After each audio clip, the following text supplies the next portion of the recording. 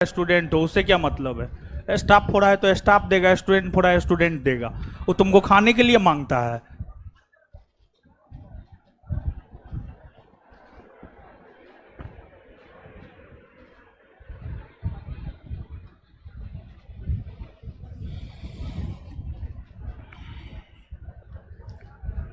Live कर दिया जी, live करो।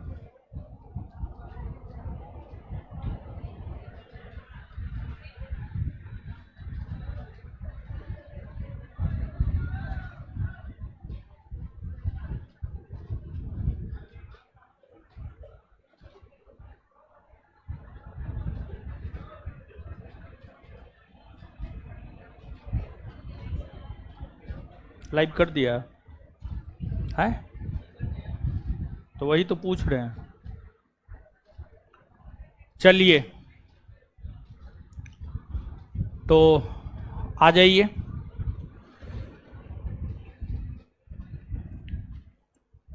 जो पीडीएफ आपको अवेलेबल करवाए थे वो खत्म हो गया है, और साथ ही साथ आपको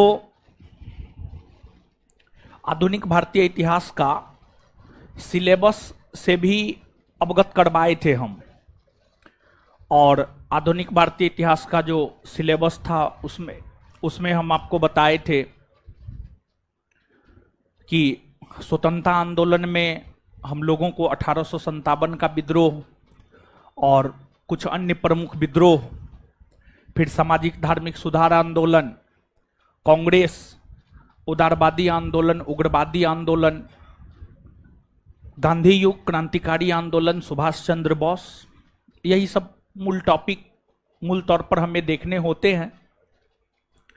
स्वतंत्रता आंदोलन में अगर देखा जाए तो स्वतंत्रता आंदोलन में जो है आपको 1857 का विद्रोह और अन्य विद्रोह के बाद, स्वतंत्रता आंदोलन में 1857 के विद्रोह और अन्य विद्रोह के बाद सामाजिक धार्मिक सुधार आंदोलन को हमें पढ़ने होते हैं। तो आज के सेशन के जो हमारे टॉपिक हैं वह है आपको सामाजिक धार्मिक सुधार आंदोलन। तो आज के सेशन में हम लोग सामाजिक धार्मिक सुधार आंदोलन को ही पढ़ेंगे, और उसका पीडीएफ भी हम आपको मंगवा दिए हैं। तो डेमो चल रहा है तो उसमें पीडीएफ, ये वाला चैप्टर का भी पीडीएफ हम आपको अवेलेबल करवा दे रहे हैं। अभी जो भी कोचिंग में काम करने वाले लोग हैं, पीडीएफ आया हुआ होगा, ला करके बांट दीजिए सबको। जो क्लासरूम में बैठा हुआ है, जिस भी क्लासरूम में है, उस सेंटर पे भी लोग हैं तो वहाँ पर भी भेज दीजिए। नीचे में गर्ल्स कॉमन रूम में है तो वहाँ भी दे दीजिए। जो खड़ा उड़ा होकर के जो भी क्लास कर रहा है सबको पीडीएफ बांट दीजिए। पीडीएफ सबको मिल जाएगा, हो हल्ला मत कीजिए। और सब स्टाफ को बोल रहे हैं, स्टाफ गिन गिन करके देगा, जितना बच्चा होगा उतना पीडीएफ देगा, एज इट इज नहीं देगा। नहीं बांटने का मन है भागो यहाँ से, नहीं तो बांटना है तो एकदम अच्छे से बांटो, छीन छोड़ वाली स्थिति नहीं होनी चाहिए। तो आइए टॉपिक शुरू करते हैं। सामाजिक धार्मिक सुधार आंदोलन मिल जाएगा पीडीएफ, ठीक है, पीडीएफ जो है आपको मिल जाएगा। आइए पढ़ते हैं।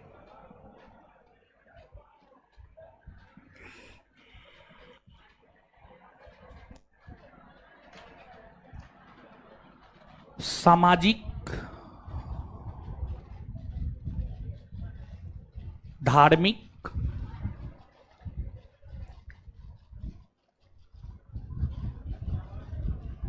सुधार आंदोलन।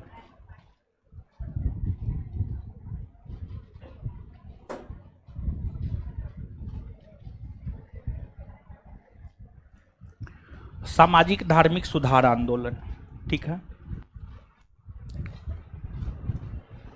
देखिए, सामाजिक धार्मिक सुधार आंदोलन समाज में और धर्म में जो कुरीतियां,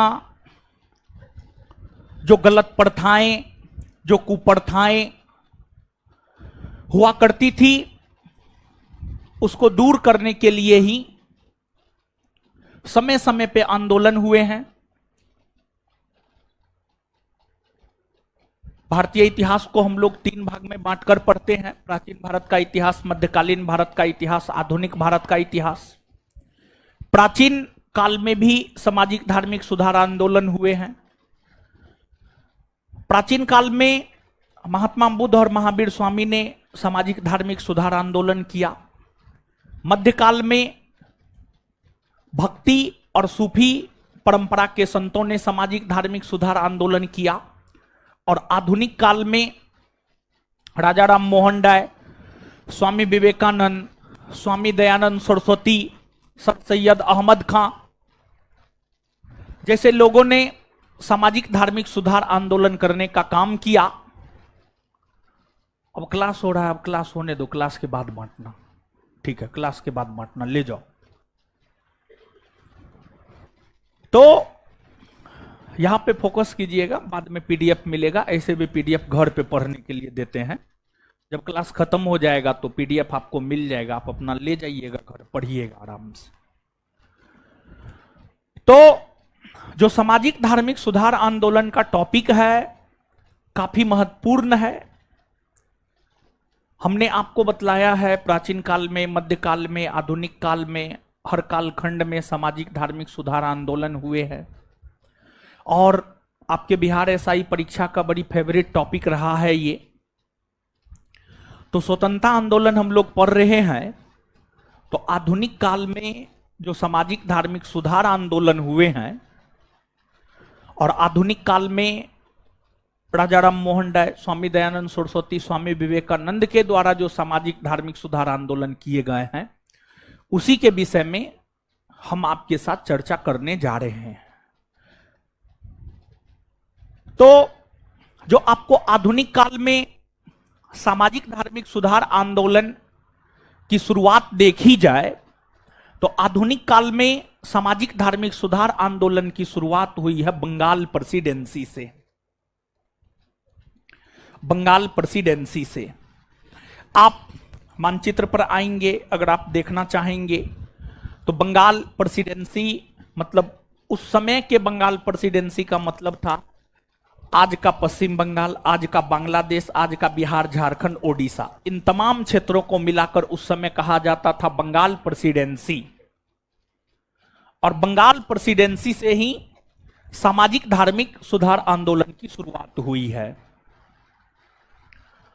और बंगाल प्रेसिडेंसी से सामाजिक धार्मिक सुधार आंदोलन की शुरुआत करने का श्रेय राजा राम मोहन राय को जाता है। राजा राम मोहन राय, राजा राम मोहन राय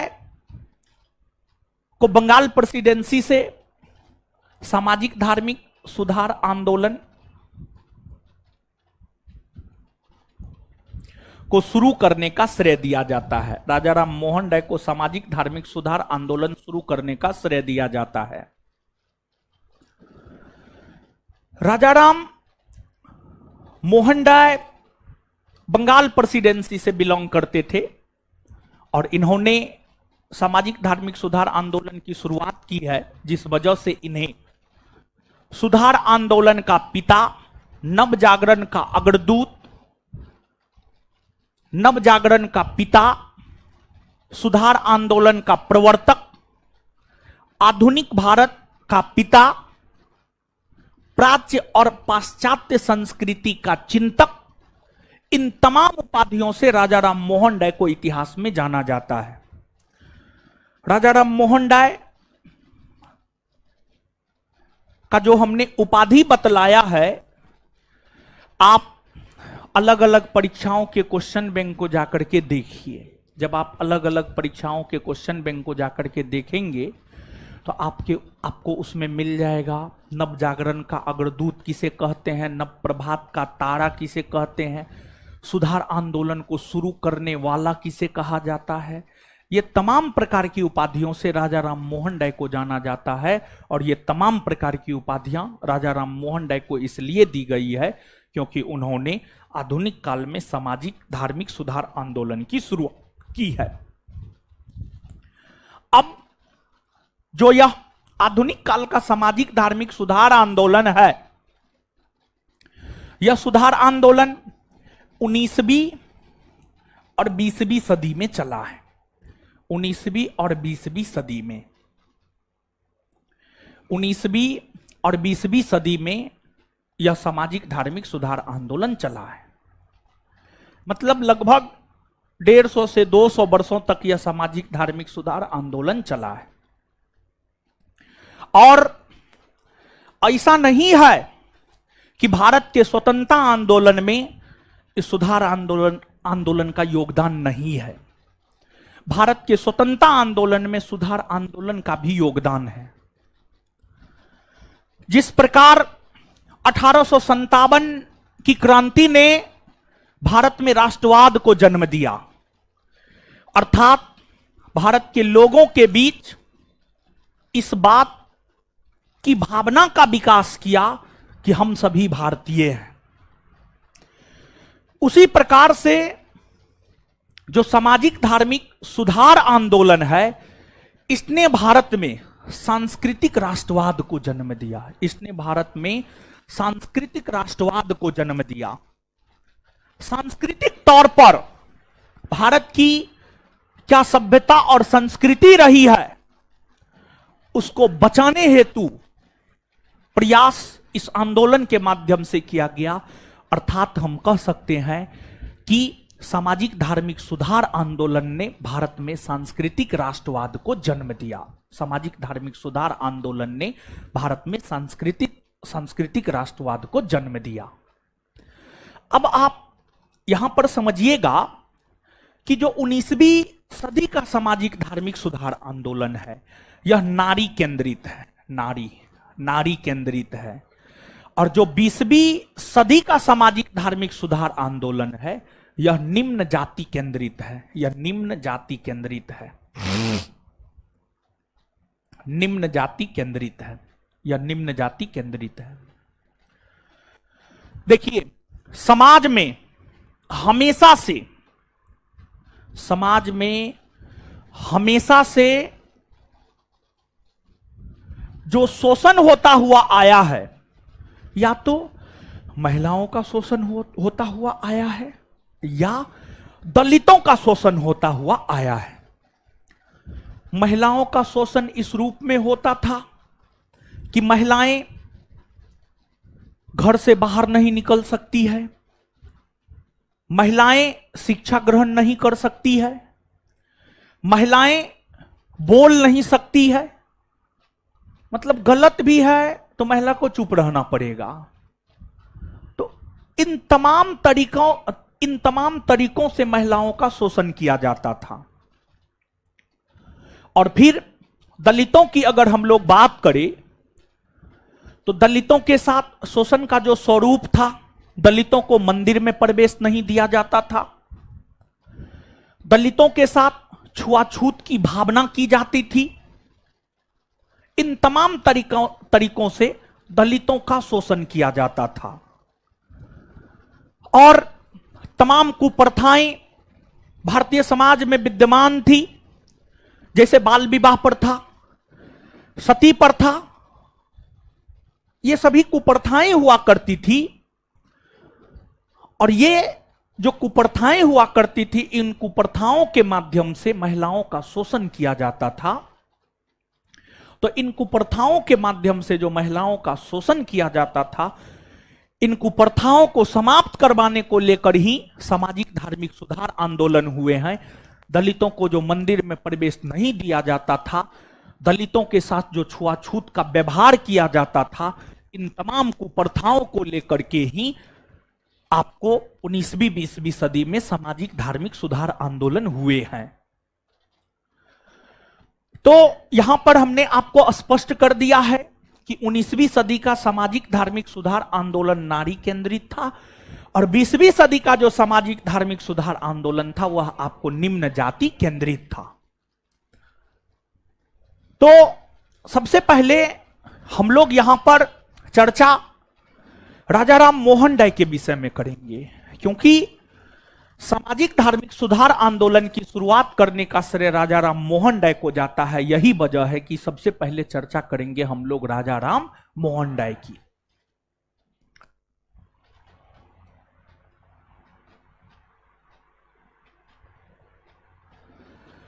राजा राम मोहन राय। ठीक है, देखिएगा आखिरकार ऐसा क्या हुआ कि राजा राम मोहन राय ही आगे बढ़ करके आए। कुछ ना कुछ तो हुआ होगा जिस वजह से राजा राम मोहन राय जो है आपको आगे बढ़ करके आए। कहां आई थी बेचारी, कहां जा रही है? थोड़ा हमसे भी बात कर लीजिए, फिर आइएगा कि नहीं आइएगा। आइए आइए। क्या हो, क्या हो गया? तबीयत ठीक नहीं है, ये बहाना है या फिर ये सच भी है? सच में?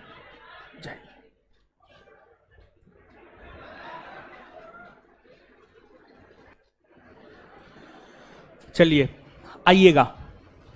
डेमो में जब लड़की बाहर निकलती है या लड़का बाहर निकलता है दोबारा थोड़े मिलता है, तो इसलिए सोचे लास्ट टाइम था तो मिल लेते, और कोई खास वजह नहीं था। चलिए अब आगे आइएगा।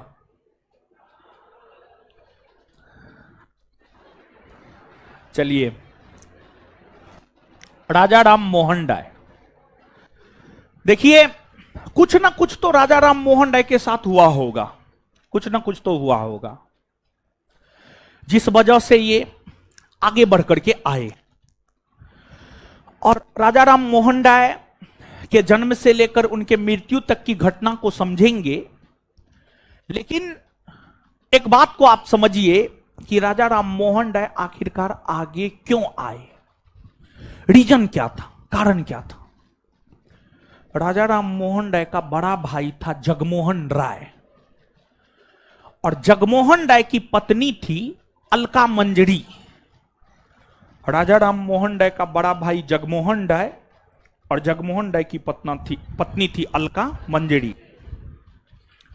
जब जगमोहन राय का निधन हो गया तो अलका मंजरी को सती होना पड़ा, अर्थात राजा राम मोहन राय की भाभी को सती होना पड़ा।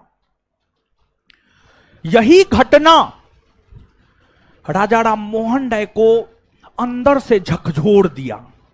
मतलब एक जिंदा औरत को, अपनी भाभी को, एक जिंदा औरत को उन्होंने अपने नजरों के सामने जलते हुए देखा, कराहते हुए देखा, कष्ट में देखा। इस घटना ने राजा राम मोहन राय को पूरी तरीका से अंदर से झकझोर करके रख दिया। और इस घटना के बाद ही राजा राम मोहन राय प्रण ले लिए थे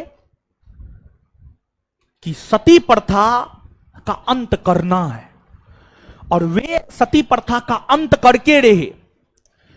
अब यहां पर एक सती प्रथा शब्द का प्रयोग हमने आपके साथ किया है, हमको पता है आप सब लोग जानते होंगे, इसमें कोई शक नहीं है, लेकिन 1-2% लोग ऐसे होंगे जो नहीं जानते होंगे।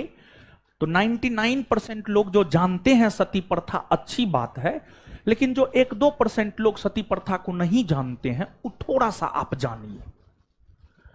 देखिए, जो भारतीय समाज है, भारतीय समाज की गलत कुप्रथाओं में एक सती प्रथा हुआ करता था। और सती प्रथा भारतीय सभ्यता के उदय से ही हिंदू समाज में, हिंदू संस्कृति में विद्यमान था। क्या था सती प्रथा? हिंदू समाज में, हिंदू संस्कृति में ऐसी मान्यताएं रही है कि अगर किसी औरत का पति मर जाता है तो फिर उस औरत को जीवन जीने का अधिकार नहीं है। उस औरत को भी उसके पति के साथ ही, पति के चिता पर ही जला दिया जाएगा। तो जब किसी औरत के मृत्यु होने पर, औरत के पति के मृत्यु होने पर, जब किसी औरत के पति के मृत्यु होने पर उसके पति के लाश के साथ ही जो जिंदा औरत को जला दिया जाता था, इसी को भारतीय इतिहास में कहा जाता है सती प्रथा। सती प्रथा का पहला प्रमाणिक साक्ष्य भानुगुप्त के एरन अभिलेख से मिलता है। भानुगुप्त एक गुप्त वंश का शासक हुआ करता था।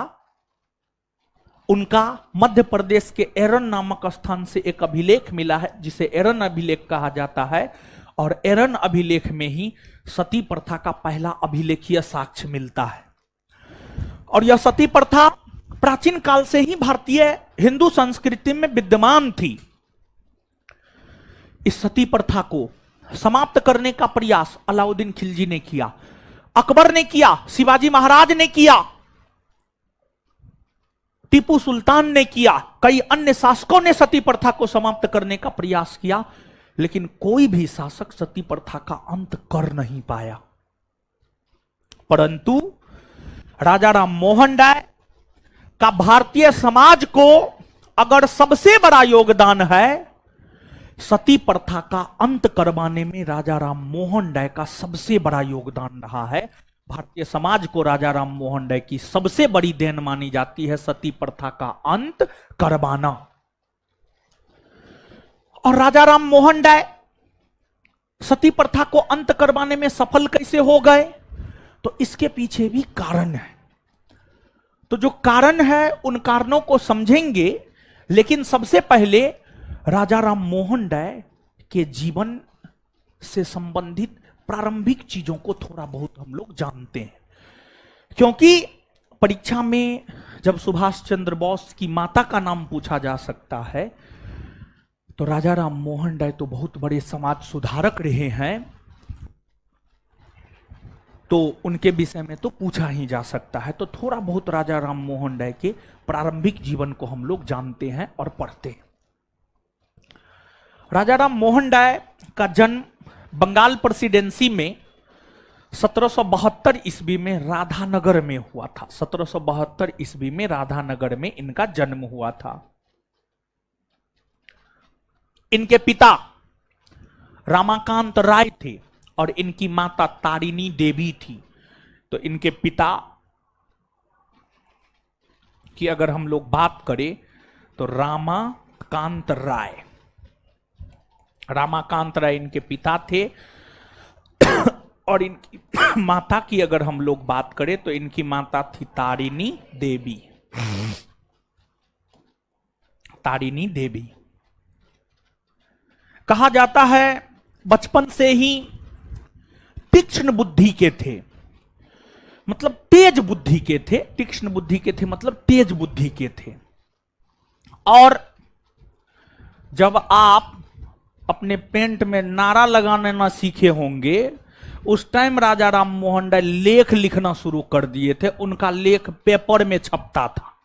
आज का जो दैनिक जागरण है, हिंदुस्तान है, हिंदुस्तान टाइम्स है, द टाइम्स ऑफ इंडिया है, यानी जो समाचार पत्र, यही समाचार पत्र है। तो उस समय अपना दूसरा समाचार पत्र हुआ करता था। मात्र 14-15 वर्ष के उम्र में ये लेख लिखने लगे थे और इनका लेख समाचार पत्र में छपता था। तो इस बात से ही अनुमान लगा लीजिए कि कितने कुशाग्र, तीक्ष्ण और तेज बुद्धि के राजा राम मोहन राय रहे होंगे। तो राजा राम मोहन राय बड़ी तीक्ष्ण बुद्धि के थे, बड़ी तेज बुद्धि के थे, और सही को सही और गलत को गलत बोलने में हिचकते नहीं थे। भले वो हिंदू थे, लेकिन हिंदू धर्म में जो बुराइयां थी, उन बुराइयों की ओर लोगों का नजर आकृष्ट करवाते थे कि हिंदू धर्म में फलना बुराई है। और जब वे काफी कम उम्र से लेख लिखने लगे और उनके लेख समाचार पत्र में आने लगे, तो उन्होंने अपनी लेख के जरिए मूर्ति पूजा का विरोध किया। मूर्ति पूजा मूर्ति पूजा आप सब लोग जानते हैं। मूर्ति पूजा क्या है? मोदी जी जो भगवान राम के मूर्ति का अयोध्या में प्राण प्रतिष्ठा किए, अब लोग जाकर के उस मूर्ति के सामने अपना शीश झुकाते हैं, आशीर्वाद लेते हैं, अपनी मनोकामना को पूरा करने के लिए जाते हैं। यही तो मूर्ति पूजा है। आप समझिए, भारतीय संस्कृति बड़ी महान संस्कृति है, लोग इसका मजाक उड़ाता है, लेकिन आप समझिए कि भारतीय संस्कृति कितनी धनवान संस्कृति है, कितनी महान संस्कृति है कि एक पत्थर में भी ईश्वर को देखता है भारत के लोग। ये अपने आप में बहुत बड़ी बात है। मतलब हर चीज में जीव बसता है, हर चीज में आत्मा है। आपको प्राण प्रतिष्ठा करना, प्राण प्रतिष्ठा करने का मतलब क्या समझते हैं आप? देखिए, मूर्ति है, पत्थर है, पत्थर निर्जीव है, मतलब उसमें प्राण डालने का काम किया गया। ये अपने आप में बहुत बड़ी बात है। और हमारी संस्कृति बहुत धनवान संस्कृति है महाराज। आप लोग भारत के इतिहास को जाकर के पढ़िए, प्राचीन भारत के इतिहास को पढ़िए। कहां अमेरिका, कहां ब्रिटेन, कोई नहीं टिकता था हम भारतीयों के सामने, चाहे टेक्नोलॉजी हो, चाहे कुछ भी हो। समझिए, आप पढ़िए ना जाकर के हड़प्पा सभ्यता को, हड़प्पा संस्कृति को जाकर के पढ़िए आप, और विश्व की अन्य संस्कृतियों को जाकर के आप पढ़िए। आपको पता चल जाएगा कि भारत कितना आगे था पहले। ये तो भारत को लूटा गया है आक्रांताओं के द्वारा, आक्रमणकारियों के द्वारा, फिर भी भारत बहुत बेहतर स्थिति में है। समझ गए? तो खैर छोड़िए ये सब बात, आइएगा अब यहां पे। तो मूर्ति पूजा मतलब हम लोग जो मां सरस्वती का मूर्ति बना करके पूजा करते हैं, मां दुर्गा का मूर्ति बना करके पूजा करते हैं, या अन्य मूर्ति बना करके हम लोग पूजा करते हैं, यही मूर्ति पूजा है। राजा राम मोहन राय मूर्ति पूजा के विरोधी हुआ करते थे, और अपने लेख के जरिए जब राजा राम मोहन राय ने मूर्ति पूजा का विरोध किया तो उन्हें उनके पिता ने घर से बाहर निकाल दिया। राजा राम मोहन राय को घर से बाहर निकाल दिया गया था। और जब राजा राम मोहन राय को घर से बाहर निकाल दिया गया तो राजा राम मोहन राय अपनी तीक्ष्ण बुद्धि के कारण ब्रिटिशों की सेवा में चले गए, अंग्रेजों की सेवा में चले गए। और एक अंग्रेज अधिकारी था, उसका नाम था जॉन डिग्बी। एक अंग्रेज अधिकारी था, उसका नाम था जॉन डिग्बी। जॉन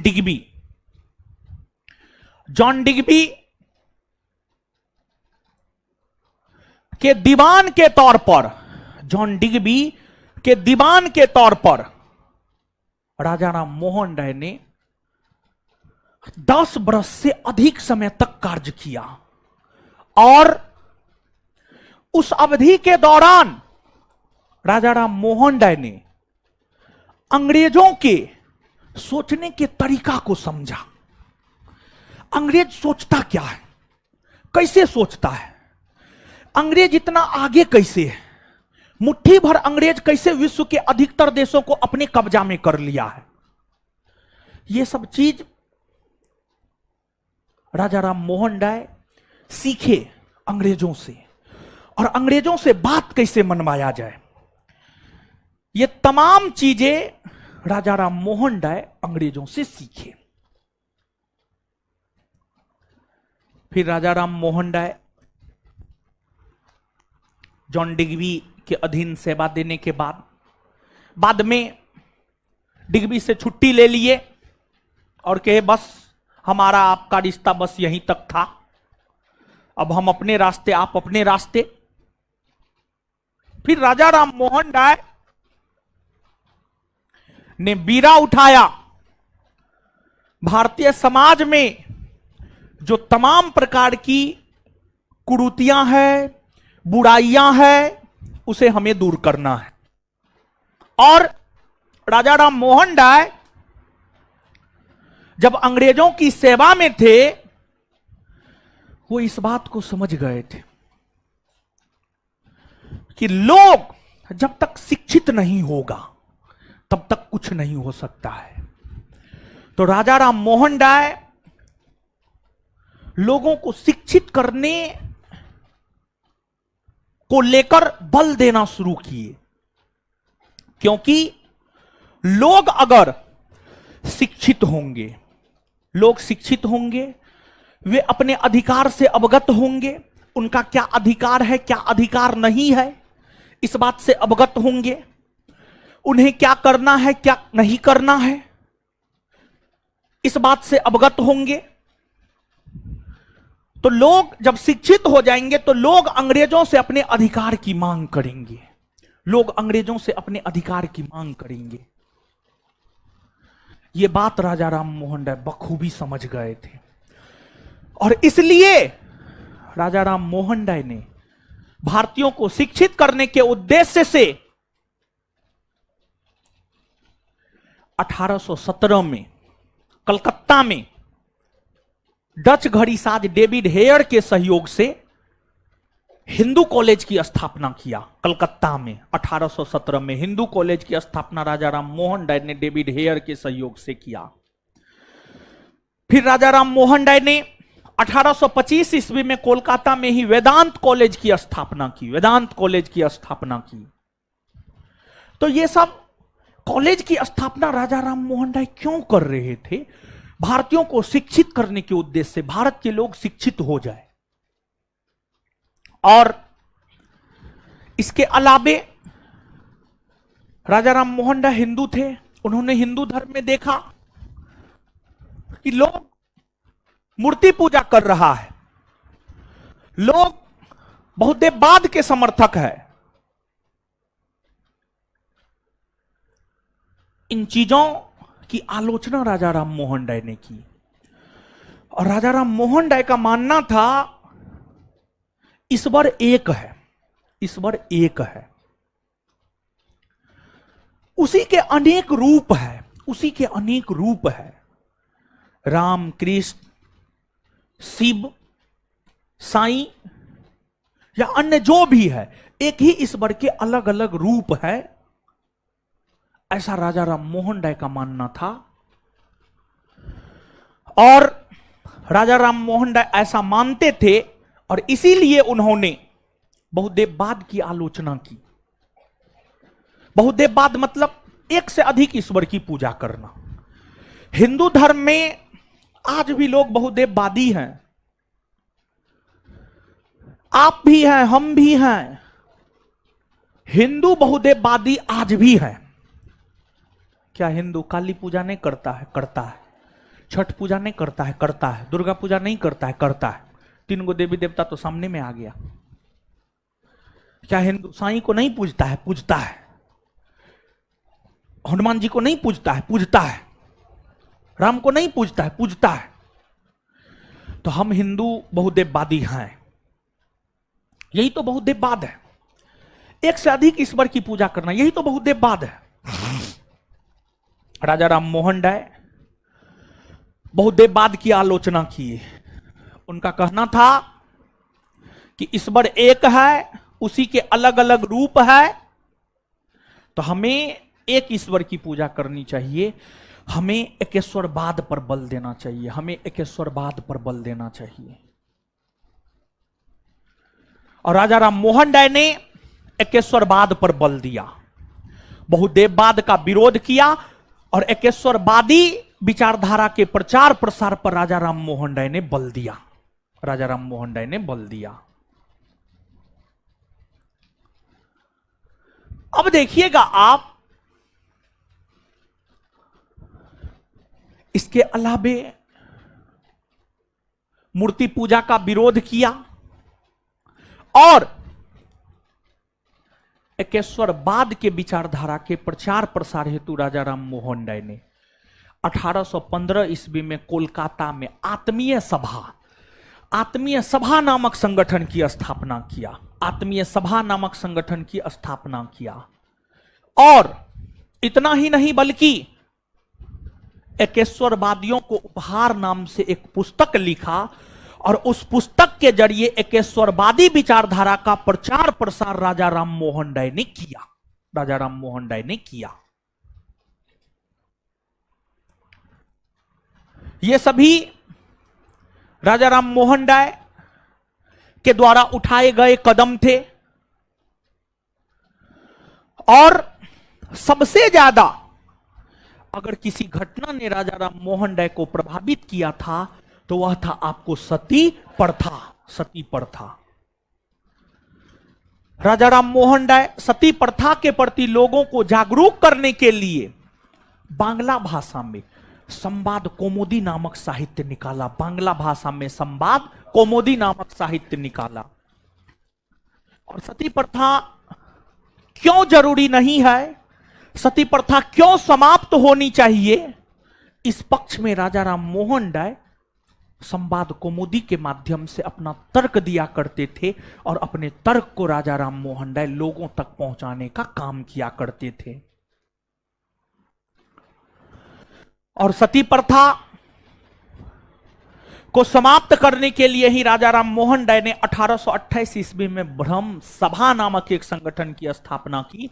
और जो ब्रह्म सभा नामक संगठन की स्थापना राजा राम मोहन राय ने की है, वही ब्रह्म सभा आगे चल करके कहलाया ब्रह्म समाज। ब्रह्म समाज। और उस ब्रह्म समाज के बैनर तले ही राजा राम मोहन राय ने सती प्रथा को समाप्त कराने को लेकर एक जबरदस्त आंदोलन छेड़ा। और राजा राम मोहन राय तर्क दिया। राजा राम मोहन राय अंग्रेजों के पास पहुंचे। बंगाल के governor general Lord William Bentinck से राजा राम मोहन राय मिले, उनसे जाकर बात किए कि देखिए सती प्रथा क्यों सही नहीं है। और देखिए अंग्रेज यानी ब्रिटिश,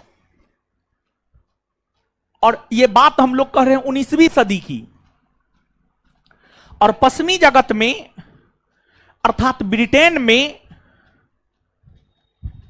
पुनर्जागरण आंदोलन हो चुके थे।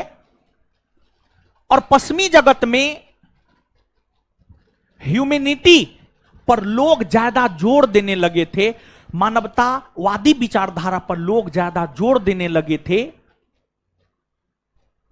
मानव ही सब कुछ है, इस बात पर लोग जोर देने लगे थे।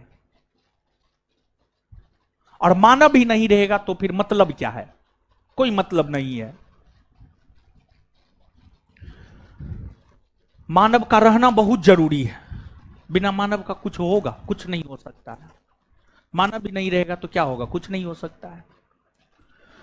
तो राजा राम मोहन राय विलियम बेंटिक से मिले, तर्क दिए, और फिर राजा राम मोहन राय के तर्क से विलियम बेंटिक आश्वस्त हुए। उन्हें लगा कि नहीं, बात सही है, सती प्रथा जायज नहीं है।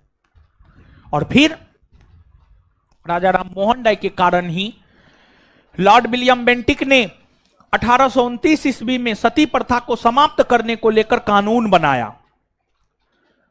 और उस कानून के तहत सबसे पहले बंगाल से सती प्रथा का अंत किया गया। बंगाल से सबसे पहले सती प्रथा का अंत किया गया। और जब बंगाल से सती प्रथा का अंत किया गया तो इसका विरोध राधाकांत देव ने किया। राधाकांत देव ने किया। राधाकांत देव रूढ़िवादी थे। रूढ़िवादी उसे कहा गया जो परिवर्तन के पक्षधर नहीं होते थे, उसी को रूढ़िवादी कहा जाता है। उसी को रूढ़िवादी कहा जाता है। जो समय के अकॉर्डिंग अपने आप में बदलाव नहीं लाना चाहता है, वही रूढ़िवादी होता है। जैसे आप में से बहुत सारे लोगों के ऐसे माता पिता होंगे जो रूढ़िवादी प्रवृत्ति के होंगे, मतलब परिवर्तन नहीं चाह रहे होंगे, जैसे हो रहा है वैसे होने दीजिए, ऐसी वाली बात। मतलब रूढ़िवादी मतलब अपरिवर्तनवादी, मतलब जो परिवर्तन नहीं चाहता, जैसे हो रहा है वैसे होने दो। तो राधाकांत देव रूढ़िवादी थे। वे सती प्रथा को समाप्त करने के पक्षधर नहीं थे। उनका मानना था ना, सती प्रथा एकदम जायज है, ठीक है सती प्रथा, लेकिन अब अंग्रेजों का राज था, अंग्रेजों का शासन था, अंग्रेजों ने कानून बनाया, उसको लागू करना पड़ा। सबसे पहले सती प्रथा 1829 ईस्वी में बंगाल में समाप्त किए गए और फिर 1830 में मुंबई और मद्रास में सती प्रथा को समाप्त किया गया। तो सती प्रथा को राजा राम मोहन राय जो ने समाप्त करवाया, यह भारतीय समाज को उनके द्वारा दिया गया एक अमूल उपहार है, जिसकी कोई तुलना नहीं की जा सकती है। बहुत बड़ी कुप्रथा को राजा राम मोहन राय ने समाप्त करवाया। राजा राम मोहन राय के समकालीन मुगल बादशाह अकबर द्वितीय था। अकबर द्वितीय का पेंशन बंद कर दिया गया था, तो अकबर द्वितीय ने राजा राम मोहन राय को कहा कि हमारा पेंशन बहाल करवा ना दीजिए आप, जब आप सती प्रथा को खत्म करवा दिए अंग्रेजों से कह करके, तो हमारा पेंशन भी बहाल करवा दीजिए। तो राजा राम मोहन राय अकबर द्वितीय के पेंशन को बहाल करवाने के लिए जब लंदन जा रहे थे, तो उसी से पहले राजा राम मोहन राय को राजा की उपाधि अकबर द्वितीय के द्वारा दी गई। मुगल बादशाह अकबर द्वितीय के द्वारा राजा राम मोहन राय को राजा की उपाधि दी गई, और अकबर द्वितीय के पेंशन का पैरवी करवाने के लिए ही राजा राम मोहन राय लंदन गए और फिर लंदन से वापस नहीं आ पाए।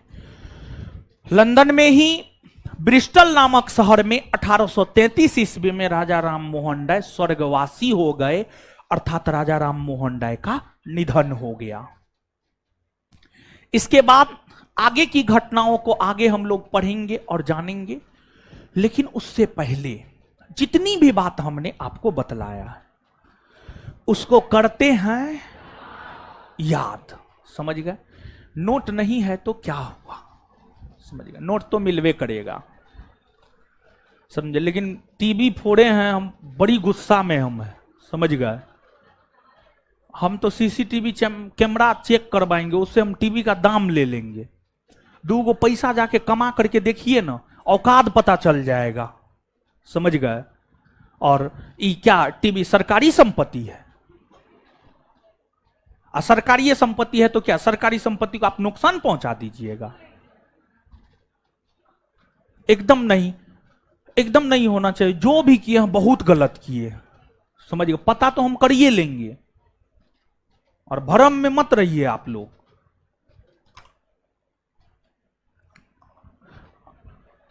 संस्थान के किसी भी चीज को अगर नुकसान पहुंचाते हैं, बहुत कड़ा एक्शन लेंगे हम, इस बात को आप जान लीजिए। हमको संस्थान बहुत प्रिय है। हमको अगर हमारी गर्लफ्रेंड रख दिया जाए और संस्थान रख दिया जाए तो हम संस्थान को चुनेंगे, समझ गए? तो संस्थान हमको बहुत प्रिय है। संस्थान के किसी भी चीज के साथ छेड़छाड़ हम 1 सेकेंड के लिए बर्दाश्त नहीं कर सकते, इस बात को आप जान लीजिए, समझ गए? चलिए आगे आइएगा आप।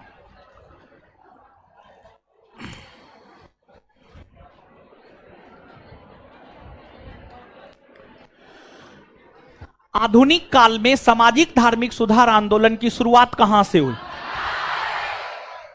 कहां से हुई है? आधुनिक काल में सामाजिक धार्मिक सुधार आंदोलन की शुरुआत कहां से हुई? किसने किया है? किसने किया है? सुधार आंदोलन का प्रवर्तक किसे कहा जाता है? नव जागरण का अग्रदूत, नव प्रभात का तारा, आधुनिक भारत का पिता राजा राम मोहन राय। अच्छा, एक बात बताइएगा कि सामाजिक धार्मिक सुधार आंदोलन ने भारत में किस प्रकार के राष्ट्रवाद को प्रेरित किया? सांस्कृतिक राष्ट्रवाद। किसको प्रेरित किया? सांस्कृतिक राष्ट्रवाद। सांस्कृतिक राष्ट्रवाद, समझ गए?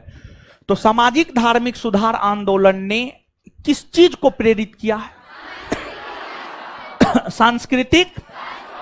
19वीं सदी का सामाजिक धार्मिक सुधार आंदोलन किसको लेकर केंद्रित? 20वीं सदी का। 20वीं सदी का राजा राम मोहन राय का जन्म कब हुआ? 1700। राजा राम मोहन राय का जन्म कब हुआ? राजा राम मोहन राय के पिता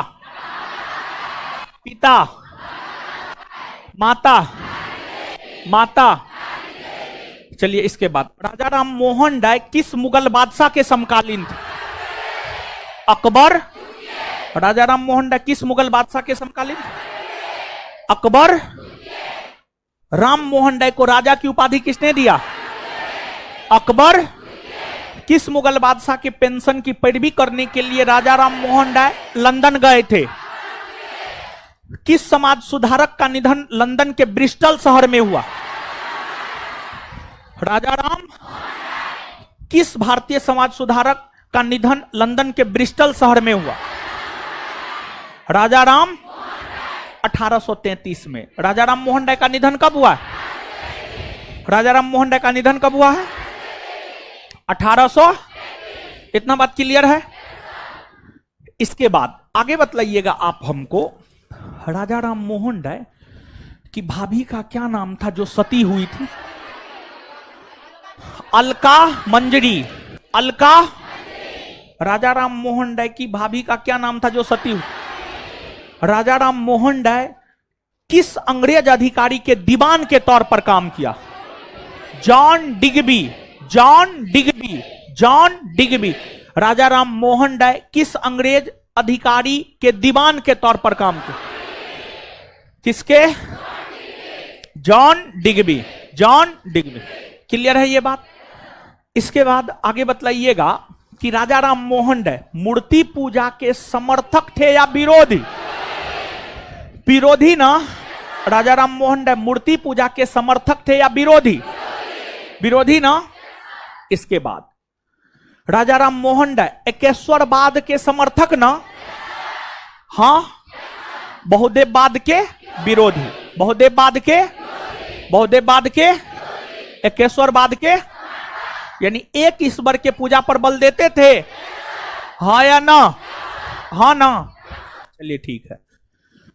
इसके बाद आत्मीय सभा के संस्थापक कौन है? राजा राम।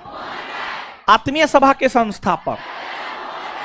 आत्मीय सभा की स्थापना हुई है 1815 ईस्वी में। 1815 ईस्वी में आत्मीय सभा की स्थापना कब हुई है? आत्मीय सभा की स्थापना कब हुई है? 1815। आत्मीय सभा की स्थापना कब हुई है? 1815। आगे कलकत्ता में हिंदू कॉलेज की स्थापना राजा राम मोहन राय और डेविड हेयर ने किया है। राजा राम मोहन राय और डेविड हेयर। राजा राम मोहन राय और डेविड हेयर 1817 में। 1800। तो कलकत्ता में 1817 में हिंदू कॉलेज की स्थापना किसने किया?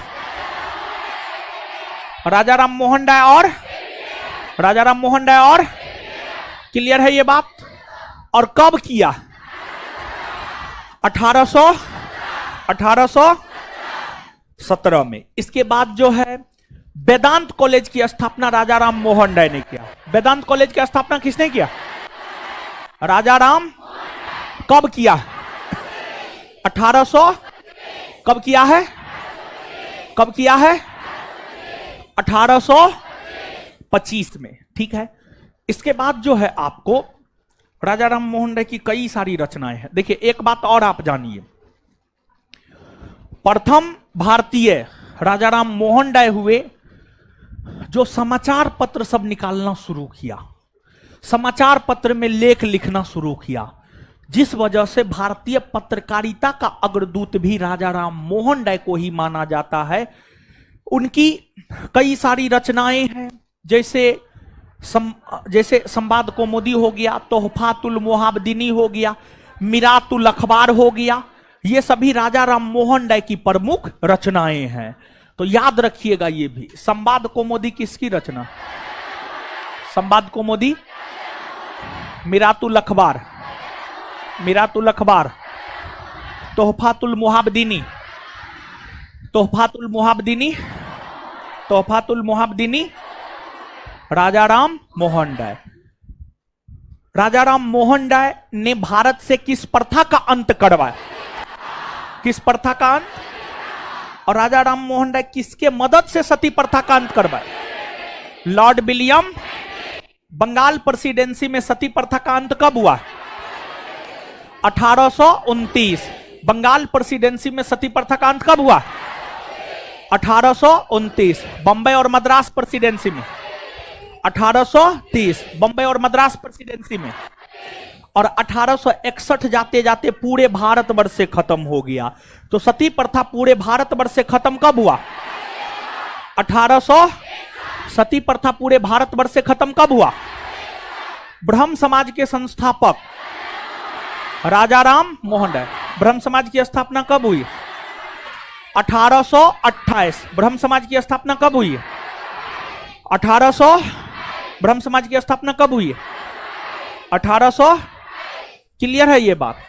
यहां तक याद हुआ? एगो बात और जानिए। देखिए, राजा राम मोहन राय 1826 ईस्वी में पारित जूरी अधिनियम का विरोध किया। 1826 ईस्वी में पारित जूरी अधिनियम का विरोध किया। जूरी अधिनियम पारित 1826 में हुआ और यह अधिनियम लागू 1827 में हुआ। लागू 1827 में हुआ। देखिए, इस अधिनियम के तहत हिंदू और मुसलमानों के बीच एक विभेद या एक भेदभाव उत्पन्न किया जा रहा था। जूरी अधिनियम 1826 के तहत हिंदू और मुसलमानों के बीच भेदभाव उत्पन्न किए जा रहे थे और इसी वजह से जूरी अधिनियम का विरोध राजा राम मोहन राय ने किया। याद रखिएगा। अब देखिएगा आप, राजा राम मोहन राय के द्वारा यूं तो कई सारी संस्थाएं स्थापित की गई, लेकिन उन संस्थाओं में राजा राम मोहन राय द्वारा स्थापित जो सबसे महत्वपूर्ण संस्था थी वह थी आपको ब्रह्म समाज। ब्रह्म समाज।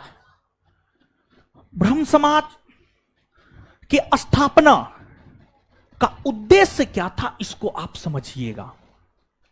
देखिए, ब्रह्म समाज की स्थापना का उद्देश्य सिर्फ सती प्रथा को समाप्त कर देना नहीं था, बल्कि हिंदू समाज में जितनी भी अन्य कुप्रथाएं हैं, चाहे वह बाल विवाह प्रथा हो, चाहे वह हिंदू धर्म की विधवा महिलाओं को फिर से विवाह करने की अनुमति ना हो, या चाहे पर्दा प्रथा हो, या चाहे अन्य कोई भी हिंदू धर्म और संस्कृति में प्रचलित कुप्रथाएं हो, उन तमाम कुप्रथाओं को समाप्त करने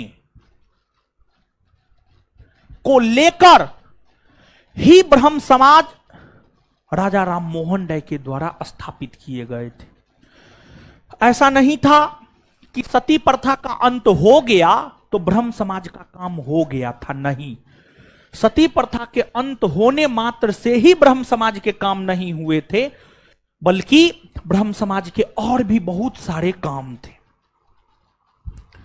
जब राजा राम मोहन राय का निधन हुआ तो राजा राम मोहन राय के निधन होने के बाद कुछ समय के लिए ब्रह्म समाज का नेतृत्व संभाला रामचंद्र विद्या बागीश ने।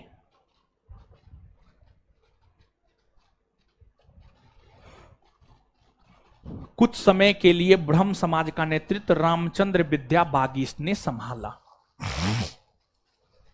लेकिन ध्यान रखें कि यह कार्यकारी तौर पर संभाला था। कार्यकारी इसका क्या मतलब है समझिएगा।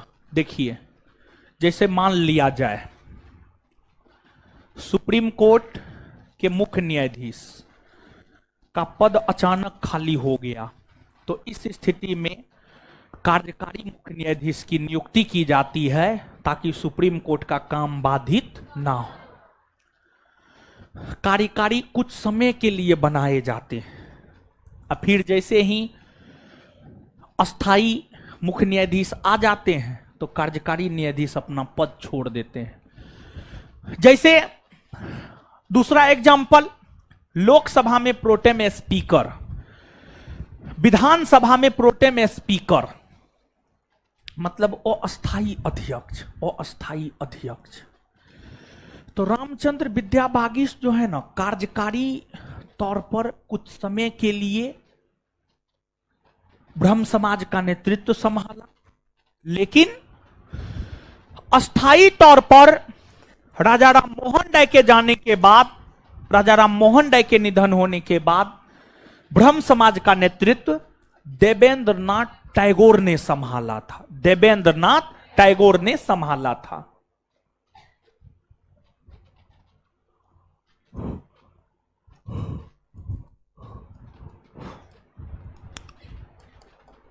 देवेंद्रनाथ टैगोर ने संभाला था। अब देखिएगा, अगर आपसे प्रश्न पूछा जाए राजा राम मोहन राय के मृत्यु होने के बाद ब्रह्म समाज का नेतृत्व किसने संभाला, अरे सुनिए तो, 4 गो ऑप्शन देंगे तब ना टिक कीजिएगा। 4 गो ऑप्शन ही ना देंगे तब कहां से टिक कर पाइएगा। सुनिए पहले, राजा राम मोहन राय के निधन होने के बाद ब्रह्म समाज के नेतृत्व को संभाला। Option A Keshab Chandra Sen, option B Anand Mohan Bose, option C Ramchandra Vidyabagish, option D इनमें से कोई नहीं। इस कंडीशन में मारना है रामचंद्र विद्या। प्रश्न सेम है। Option A Surendranath Banerjee, option B Anand Mohan Bose, option C Devendranath Tagore, option D इनमें से कोई नहीं। आए अब आगे जो फंसाएगा आपको, ब्रह्म समाज का नेतृत्व राजा राम मोहन राय की मृत्यु के बाद संभाला रामचंद्र विद्याबागीस, देवेंद्रनाथ टैगोर, केशव चंद्र सेन, आनंद मोहन बोस। देवेंद्रनाथ टैगोर। ऑप्शन देखना है, मतलब काम ऑप्शन पे करना है। अगर दोनों में से कोई एक है तो जो है उसको टिक करना है, लेकिन अगर दोनों है तो इस कंडीशन में टिक करना है देवेंद्रनाथ टैगोर को। कुछ समझे? हाँ।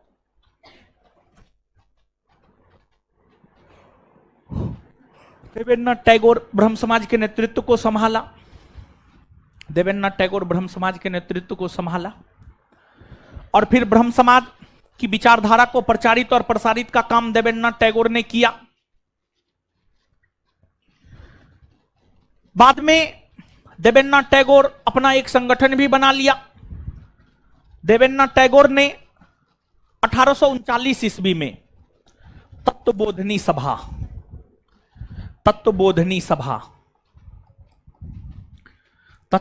सभा नामक एक संगठन बनाया और इस संगठन को लोकप्रिय बनाने के लिए देवेंद्रनाथ टैगोर ने एक पत्रिका निकाला था, उसका नाम था तत्वबोधिनी। उसका पत्रिका का भी नाम था तत्वबोधिनी।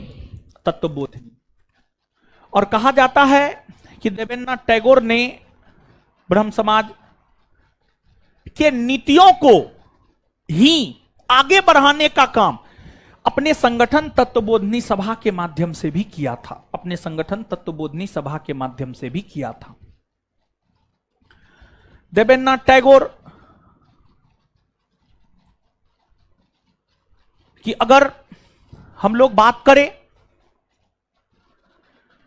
इन्होंने ब्रह्म समाज में केशव चंद्र सेन को लाया।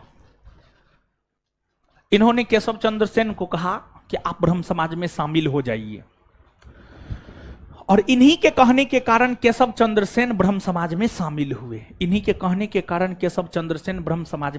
हुए। और इन्होंने केशव चंद्र सेन को आचार्य की भी पदवी दी, आचार्य की भी पदवी या उपाधि दी। दोनों साथ साथ काम करते थे। ब्रह्म समाज की नीतियों को लगातार आगे बढ़ाने का काम दोनों कर रहे थे।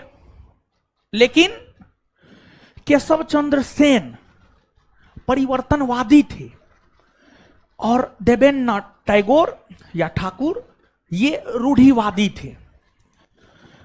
देवेंद्रनाथ टैगोर क्या चाहते थे कि ब्रह्म समाज जो है ना सिर्फ बंगाले तक सीमित रहे, जबकि केशव चंद्र सेन यह चाहते थे कि ब्रह्म समाज की नीतियों का प्रचार प्रसार पूरे भारतवर्ष में हो। और इतना ही नहीं बल्कि पूरे विश्व में ब्रह्म समाज की नीतियों का प्रचार प्रसार हो, ऐसा चाहते थे केशव चंद्र सेन। तो समझिएगा, देवेंद्रनाथ टैगोर ब्रह्म समाज को सिर्फ बंगाल तक सीमित रखना चाहते थे।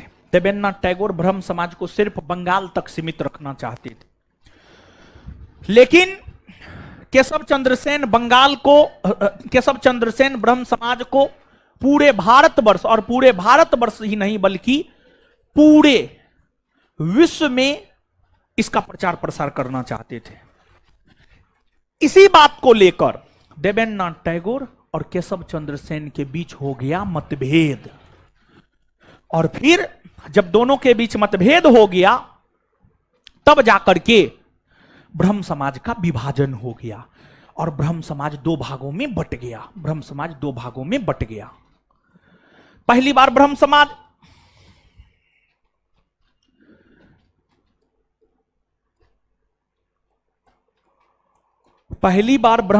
दो भागों में 1866 में बटा।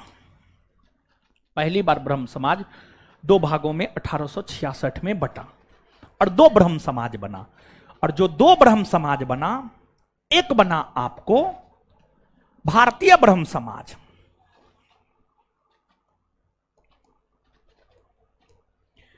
और एक दूसरा बना आपको आदि ब्रह्म समाज।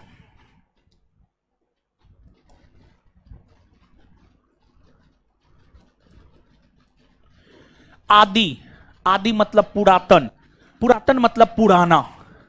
तो पुराने सोच के कौन थे? देवेंद्रनाथ टैगोर। तो आदि ब्रह्म समाज के नेतृत्व को संभाला देवेंद्रनाथ टैगोर और भारतीय ब्रह्म समाज के नेतृत्व को संभाला केशव चंद्र सेन। केशव चंद्र सेन और केशव चंद्र सेन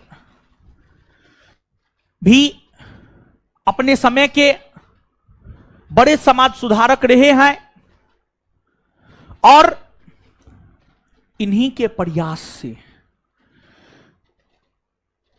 बाल विवाह पर अंकुश लगाने के लिए पहली बार अंग्रेजों ने एक अधिनियम पारित किया जिसे नेटिव मैरिज एक्ट कहा जाता है। जिसे नेटिव मैरिज एक्ट कहा जाता है। नेटिव मैरिज एक्ट कहा जाता है। तो क्या है, इसको हम लोग थोड़ा सा समझते हैं। देखिए, बाल विवाह, बाल विवाह का मतलब क्या होता है जानते हैं? छोटे उम्र में विवाह का हो जाना, कम उम्र में विवाह का हो जाना, मतलब 5 वर्ष की उम्र में विवाह का हो जाना। जिस समय विवाह का मतलब तक नहीं पता होता है उस समय विवाह का हो जाना। 6 वर्ष, 7 वर्ष, 8 वर्ष, 10 वर्ष, 12 वर्ष, इतना कम उम्र में विवाह का हो जाना, यही बाल विवाह। और बाल विवाह ना तो समाज के लिए, ना महिला के लिए, ना पुरुष के लिए, किसी के लिए भी ठीक नहीं है बाल विवाह। देखिए, बाल विवाह में होता क्या था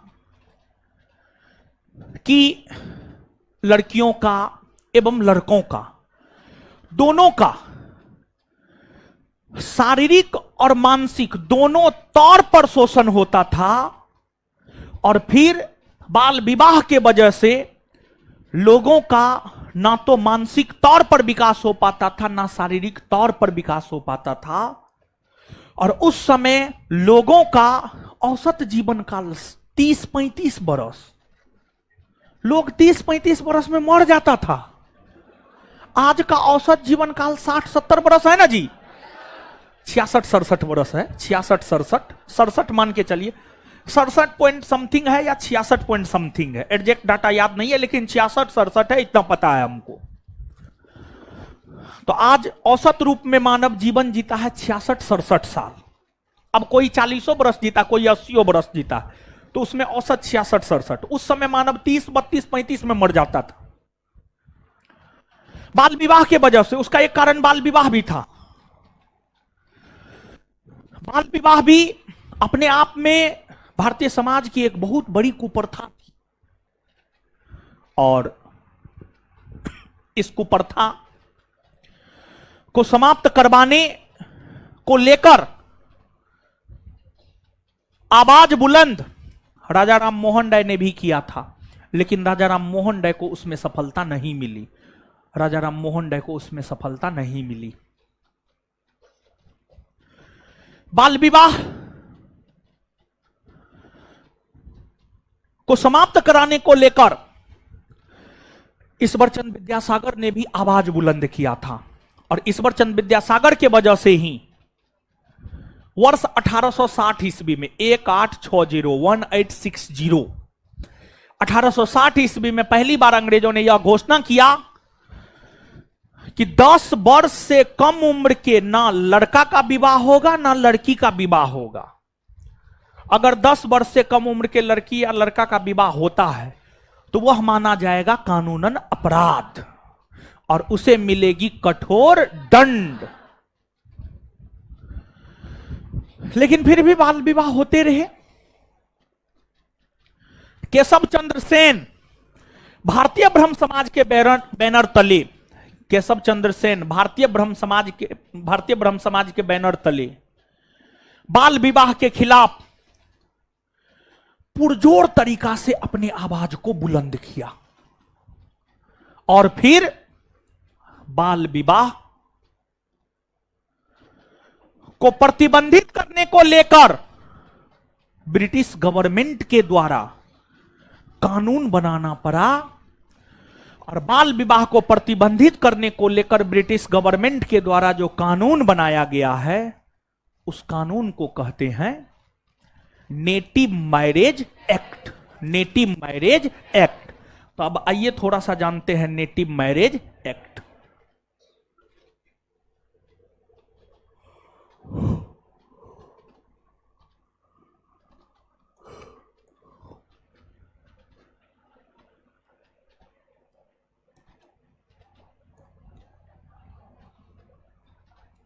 चलिए आइएगा गुरुजी लोग, देखिए लड़की और लड़का के विवाह के न्यूनतम उम्र को निर्धारित करने को लेकर native marriage act Keshav Chandra Sen की प्रेरणा से 1872 ईस्वी में पारित हुआ। यह एक्ट 1872 ईस्वी में पारित हुआ। इस एक्ट के पारित होने के समय भारतीय वायसराय हुआ करते थे Lord Northbrook. Lord Northbrook इस एक्ट के पारित होने के समय हुआ करते थे भारतीय वायसराय।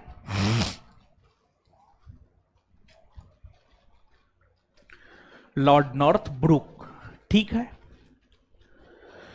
अब देखिएगा आप, इस एक्ट के जरिए लड़की और लड़का के विवाह के न्यूनतम उम्र को तो निर्धारित किया ही किया गया, साथ ही साथ अंतरजातीय विवाह को भी बढ़ावा दिया गया। अंतरजातीय विवाह को भी बढ़ावा दिया गया। मतलब आप जिस जाति के हैं उस जाति से अलग हट करके दूसरी जाति में भी आप विवाह कर सकते हैं। तो एक तो लड़की और लड़का के विवाह के न्यूनतम उम्र को निर्धारित किया गया, और दूसरा आप दूसरी जाति में भी जाकर के विवाह कर सकते हैं, कहीं कोई दिक्कत नहीं है। ये दो मुख्य प्रावधान इसमें किए गए थे। और इस एक्ट के तहत लड़की के विवाह का न्यूनतम उम्र निर्धारित किया गया 14 बरस, और लड़का के विवाह का न्यूनतम उम्र निर्धारित किया गया 18 बरस। यानी कहा गया इस एक्ट में 14 वर्ष से कम उम्र की लड़की का विवाह नहीं होगा, और अगर होगा तो वह अपराध की श्रेणी में आएगा, और लड़का में 18 वर्ष से कम उम्र के लड़का का विवाह नहीं होगा। अगर होगा तो वह अपराध की श्रेणी में आएगा। इस एक्ट को पारित करवाया आचार्य केशव चंद्र सेन ने। लेकिन आपको जानकर आश्चर्य होगा कि इस एक्ट के प्रावधानों का उल्लंघन सबसे पहले आचार्य केशव चंद्र सेन ने ही किया। मतलब कानूनों पारित करवा दिया और उल्लंघनों कर दिया। उल्लंघन कैसे किया? तो ये जो है ना, केशव चंद्र सेन की बेटी थी, मात्र 12 वर्ष की थी, और केशव चंद्र सेन अपनी 12 वर्षीय बेटी, कुछ किताब 13 वर्ष भी लिखता है, तो उस चक्कर में मत पड़िएगा। जो हम लिखे हैं वही सही है, गलत भी है तो यो सही है, समझ गए? ऐसे गलत लिखे ही नहीं है, सोच समझ करके लिखे हैं। तो समझिएगा, केशव चंद्र सेन की 12 वर्ष की बेटी थी। केशव चंद्र सेन अपनी 12 वर्षीय बेटी का विवाह कूच बिहार के राजकुमार से कर दिया। कूच बिहार जगह का नाम है और यह जगह है पश्चिम बंगाल में। कूच बिहार जगह का नाम है और यह जगह है पश्चिम बंगाल में। कूच बिहार के राजकुमार से अपनी मात्र 12 वर्षीय बेटी का विवाह आचार्य केशव चंद्र सेन ने करवा दिया। तो आप स्वयं इस बात को सोच करके देखिए, कानून में प्रावधान है 14 वर्ष से कम उम्र की लड़की का विवाह नहीं होगा, अब 12 वर्ष में हो रहा है, तो कानून का उल्लंघन हुआ या नहीं हुआ? हाँ या ना? हाँ ना? हाँ। तो नेटिव मैरिज एक्ट का उल्लंघन केशव चंद्र सेन ने कर दिया। केशव चंद्र सेन ने जब नेटिव मैरिज एक्ट का उल्लंघन कर दिया, तो भारतीय ब्रह्म समाज से जो जुड़े लोग थे, उसमें से कुछ लोग केशव चंद्र सेन और भारतीय ब्रह्म समाज का विरोध करना शुरू कर दिया। और फिर भारतीय ब्रह्म समाज में विभाजन हुआ 1878 में, और जब भारतीय ब्रह्म समाज में विभाजन हुआ तो एक नया ब्रह्म समाज बना, जिसे इतिहास में कहा जाता है साधारण ब्रह्म समाज। साधारण ब्रह्म समाज। और साधारण ब्रह्म समाज के संस्थापक माने जाते हैं आनंद मोहन बोस। आनंद मोहन बोस। तो यही ब्रह्म समाज में आप देख सकते हैं, पहली बार विभाजन 1866 में और दूसरी बार विभाजन 1878 में। ठीक है, तो ये बात है, इसको करते हैं हम लोग याद, फिर बढ़ेंगे यहां से और थोड़ा आगे, समझ गए? और बाल विवाह को लेकर जो भी अधिनियम सब पारित हुआ है, 3 अधिनियम बाल विवाह को प्रतिबंधित करने को लेकर 3 अधिनियम पारित हुए हैं, जिसमें एक नेटिव मैरिज एक्ट के विषय में आप जान चुके हैं, दूसरा सम्मति आयु अधिनियम के विषय में आपको जानना है, और तीसरा शारदा अधिनियम के विषय में आपको जानना है। तो यहीं पर सम्मति आयु अधिनियम और शारदा अधिनियम को जान ले, क्या जान लेते हैं? यहां पर फिर करेंगे याद, अच्छा रहेगा, एक साथ याद कर लेंगे। तो आइए अब जानते हैं। यहां तक क्लियर है ना? सो नहीं न रहे, ऐसा नहीं समझ रहे हैं कि सत्यनारायण भगवान का कथा कह रहे हैं।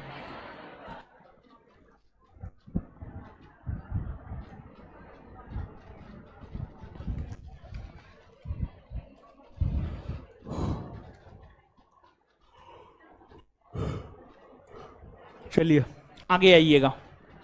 तो बाल विवाह हमने आपको समझा दिया है। बाल विवाह को प्रतिबंधित करने के लिए ब्रिटिशों द्वारा 3 अधिनियम लाया गया, जिसमें एगो नेटिव मैरिज एक्ट है, दूसरा सम्मति आयु अधिनियम है, और तीसरा शारदा अधिनियम है। तो नेटिव मैरिज एक्ट से आप अवगत हो चुके हैं। अब आप जानिए सम्मति आयु अधिनियम और शारदा अधिनियम। तो सम्मति आयु अधिनियम,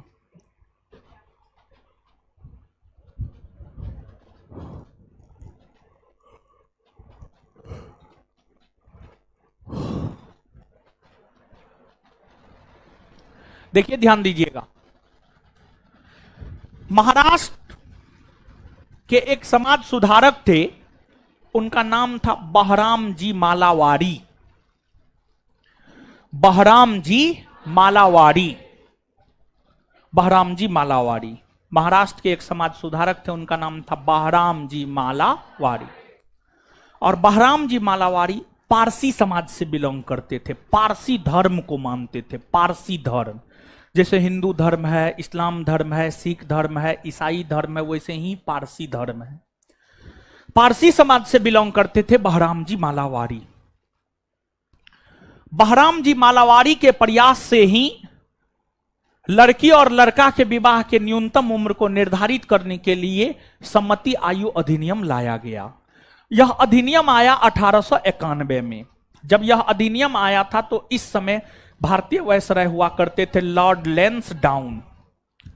लॉर्ड लैंसडाउन भारतीय वायसराय हुआ करते थे। लॉर्ड लैंसडाउन भारतीय वायसराय हुआ करते थे।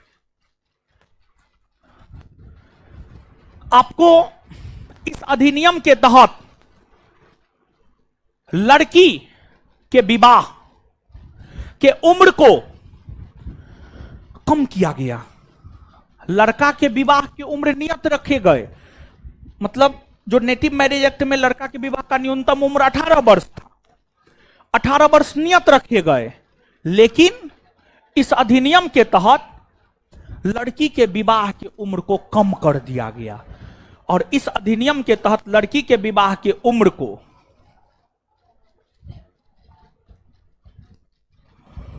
14 वर्ष से घटाकर कर दिया गया 12 वर्ष।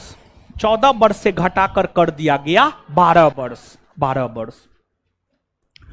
तो इस अधिनियम के तहत लड़की के विवाह की उम्र को घटा दिए गए, जिस कारण इस अधिनियम का विरोध बाल गंगाधर तिलक ने किया। बाल गंगाधर तिलक भी महाराष्ट्र से ही बिलोंग करते थे। महाराष्ट्र के ही एक समाज सुधारक, क्रांतिकारी, उग्रवादी नेता थे बाल गंगाधर तिलक।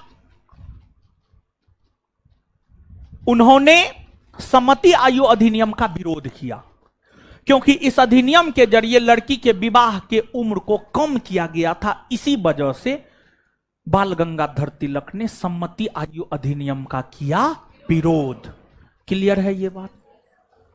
चलिए देखिए, सम्मति आयु अधिनियम आने के पीछे एक मुकदमा जिम्मेदार है। वह मुकदमा इतिहास में रखमाबाई मुकदमा या रखमाबाई बनाम दादाजी भीखाजी मुकदमा के नाम से इतिहास में जाना जाता है। क्या है रखमाबाई बनाम दादाजी भीखाजी मुकदमा? इसको थोड़ा सा हम लोग समझते हैं। देखिए, इस अधिनियम के तहत जो लड़की के विवाह की उम्र को कम किया गया था, इसके पीछे एक मुकदमा जिम्मेदार था और वह मुकदमा ही इतिहास में कहलाता है रखमाबाई बनाम दादाजी भीखाजी मुकदमा। तो क्या है इसको थोड़ा समझिए।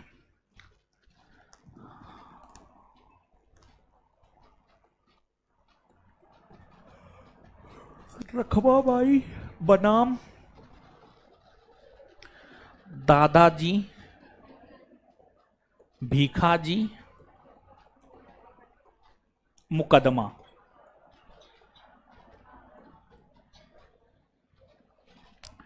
संभवतः 1864।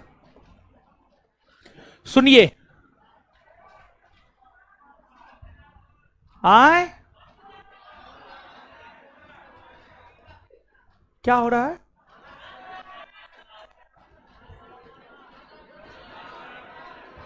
वो काम हो तो सुगंध लीजिए, सिर्फ एकदम गुलाबे का सुगंध लीजिएगा। कभी रामपुर नहर का भी सुगंध लिया कीजिए तो अगले क्लास से लेते आइएगा परफ्यूम अपना अपना। जैसे सुगंध देना शुरू कर देगा आसपास में मार लीजिएगा। बताइए, पढ़ा रहे हैं मतलब पढ़ने पे कोई ध्यान ही ना है। महाराज आइए समझिए, बड़ी शानदार मुकदमा है ये। सुनिए, रखमाबाई एक महिला थी, भारतवर्ष के शुरुआती महिला डॉक्टरों में से एक थी। डॉक्टर थी रखमाबाई। भारत के शुरुआती महिला डॉक्टरों में से एक रखमाबाई थी। कहा जाता है कि रखमाबाई का विवाह मात्र 11 वर्ष की अवस्था में हो गया था। रखमाबाई का विवाह मात्र 11 वर्ष की अवस्था में दादाजी भीखाजी के साथ हो गया था। रखमाबाई के पति थे दादाजी भीखाजी।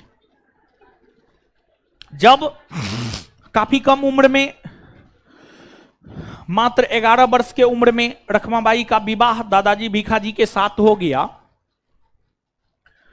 तो रखमाबाई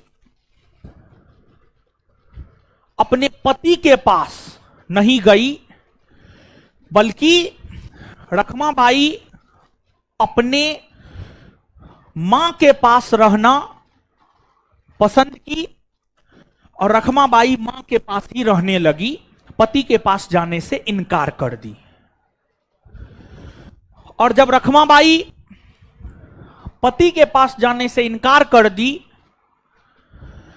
तो उनके पति दादाजी भीखाजी ने रखमाबाई पर केस कर दिया। केस इस बात को लेकर किया कि जब हम विवाह कर लिए हैं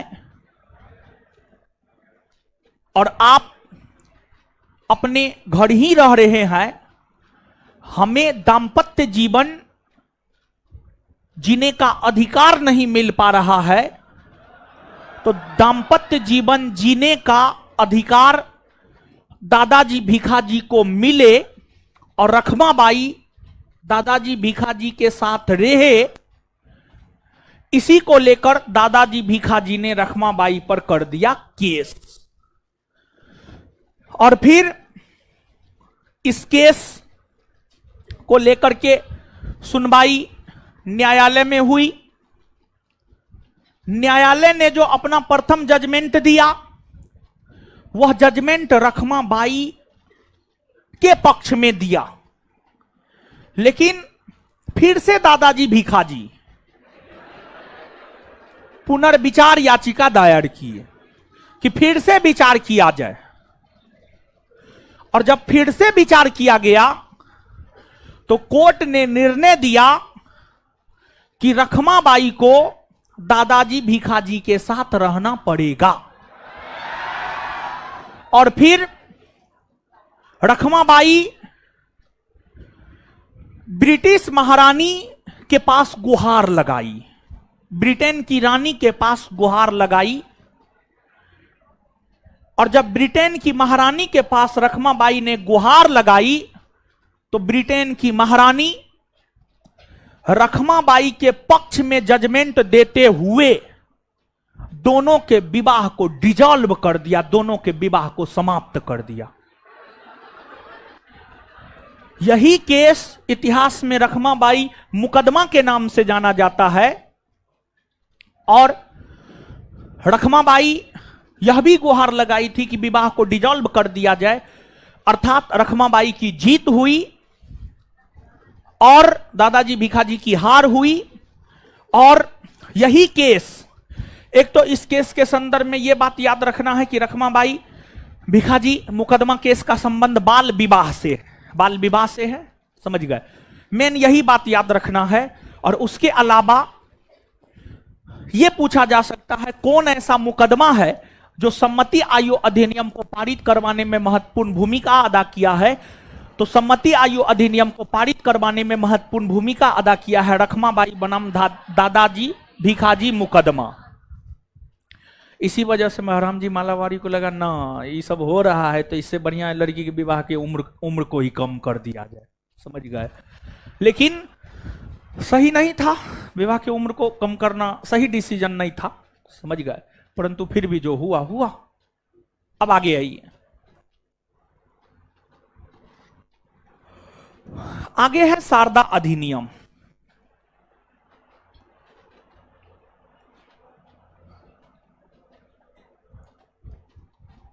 देखिए, ध्यान दीजिएगा, राजस्थान के अजमेर के रहने वाले एक प्रमुख शिक्षाविद थे हरबिलास शारदा। हरबिलास शारदा के प्रयास से ही वर्ष 1929 ईस्वी में लड़की और लड़का के विवाह के न्यूनतम उम्र को निर्धारित करने के लिए जो अधिनियम आया है, उस अधिनियम को ही कहते हैं शारदा अधिनियम। शारदा अधिनियम आया 1929 में है, शारदा अधिनियम आया 1929 में है, लेकिन यह अधिनियम लागू 1 अप्रैल 1930 को हुआ है। इस अधिनियम के लागू होने के समय भारतीय वायसराय हुआ करते थे लॉर्ड इरविन, और इस अधिनियम के तहत लड़की और लड़का के विवाह के न्यूनतम उम्र को निर्धारित किया गया, और लड़की के विवाह का न्यूनतम उम्र बढ़ाकर कर दिया गया फिर से 14 वर्ष, और लड़का के विवाह का न्यूनतम उम्र 18 वर्ष था और 18 वर्ष ही रहा। तो शारदा अधिनियम के तहत जो है फिर से लड़की के विवाह की उम्र को बढ़ाकर 14 वर्ष कर दिया गया, और लड़का 18 वर्ष का 18 वर्ष ही रहा। और यह अधिनियम आजादी तक लागू रहा, और आजादी के बाद भी यह अधिनियम लागू रहा। 1947 के बाद भी भारत में शारदा अधिनियम लागू रहा, और शारदा अधिनियम में संशोधन आजादी के बाद पहली बार 1978 में हुआ, और जब 1978 में संशोधन हुआ तो लड़की के विवाह की उम्र को 14 वर्ष से बढ़ाकर 18 वर्ष कर दिया गया, और लड़का के विवाह की उम्र को 18 वर्ष से बढ़ाकर के 21 वर्ष कर दिया गया, 21 वर्ष कर दिया गया। हाल ही में केंद्र की मोदी सरकार के द्वारा यह घोषणा किया गया था कि लड़की के विवाह के भी उम्र को 18 से बढ़ाकर के 21 वर्ष किया जा रहा है, और लड़का तो 21 रहने दिया गया। लेकिन ये लागू नहीं हुआ है, ठीक है, ये लागू नहीं हुआ है। लागू जो है अभी यही वाला है, 18 और 21 ही, समझ गए, 18 और 21 ही जो है अभी आपको लागू है, संभवतः क्लियर है। तो यही है शारदा अधिनियम, अर्थात हमने जो आपको बतलाया था कि ब्रिटिशों ने भारत में विवाह के न्यूनतम उम्र को निर्धारित करने के लिए 3 अधिनियम लाए, नेटिव मैरिज एक्ट, सम्मति आयु अधिनियम और शारदा अधिनियम। तीनों अधिनियम से हमने आपको करवा दिया अवगत। अब जो है करते हैं याद, और फिर बढ़ेंगे आगे।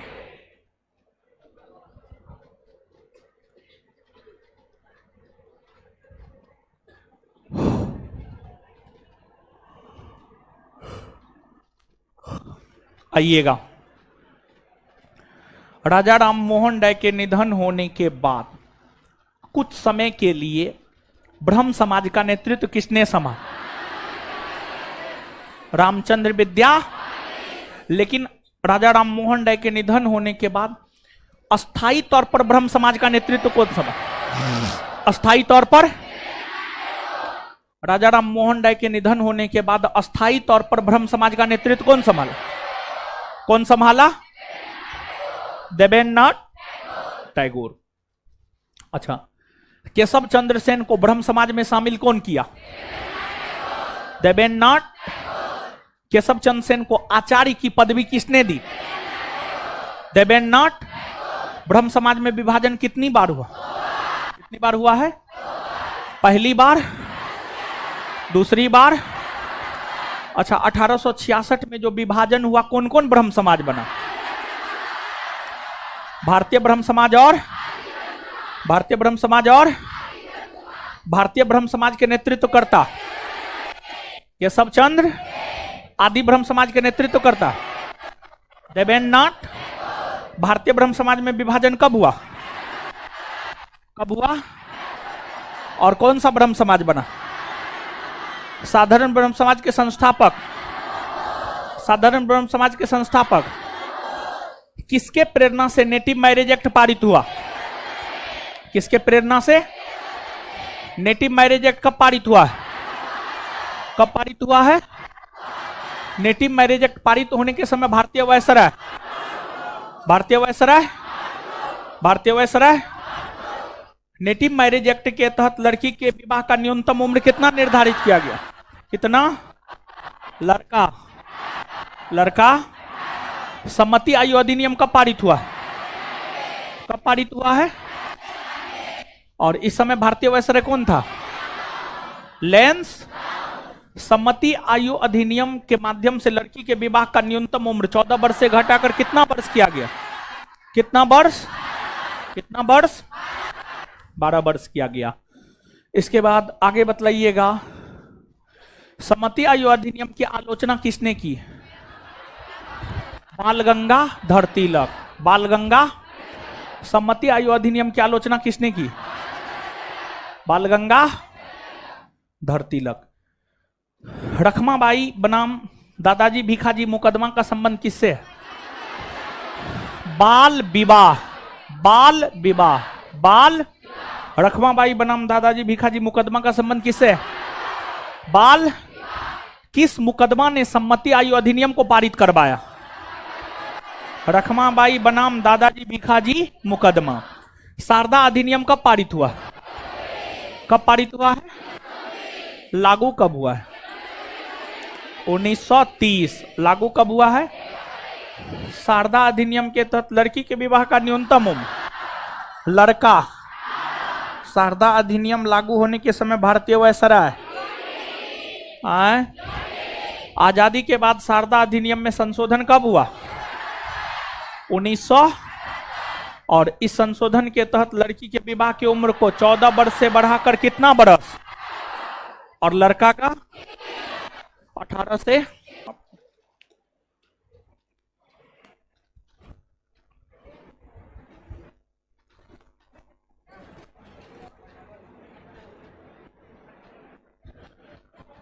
इसमें जो है 2 चैप्टर है, एक है सामाजिक धार्मिक सुधार आंदोलन और एगो है कांग्रेस से पूर्व स्थापित संगठन, समझ गए?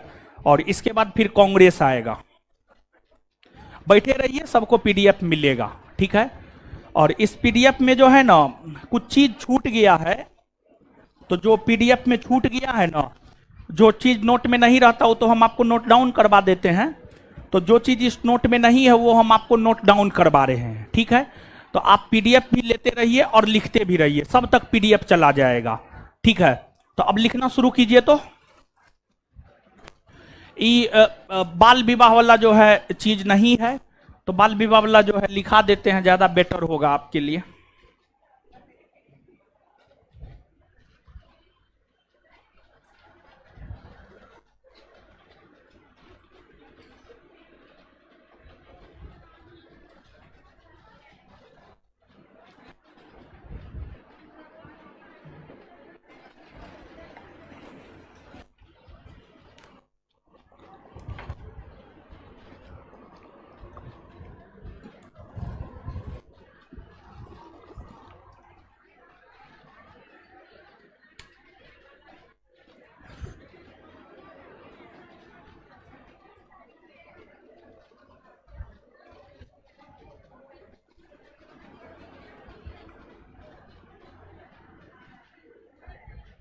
लिखिए, पीडीएफ लेते भी रहिए, जो चीज पीडीएफ में नहीं है वो लिखा देते, लिखिए, लिखिएगा। राजा राम मोहन राय ने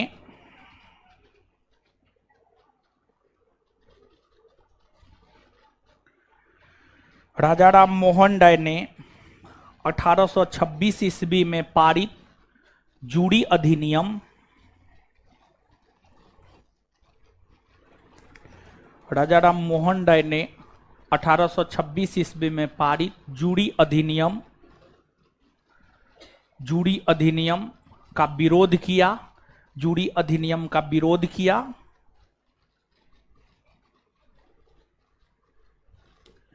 क्योंकि यह अधिनियम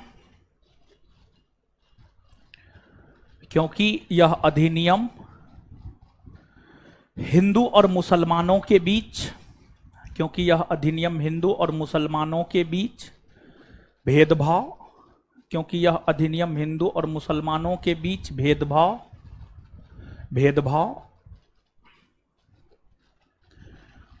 उत्पन्न कर रहा था, क्योंकि यह अधिनियम हिंदू और मुसलमानों के बीच भेदभाव उत्पन्न कर रहा था।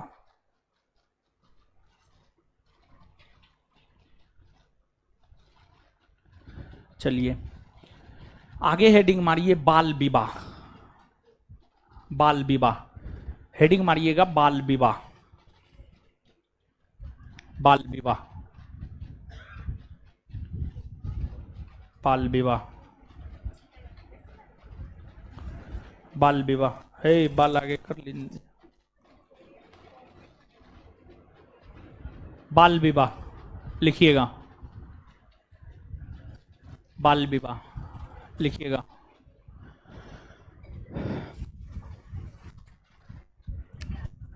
बाल विवाह,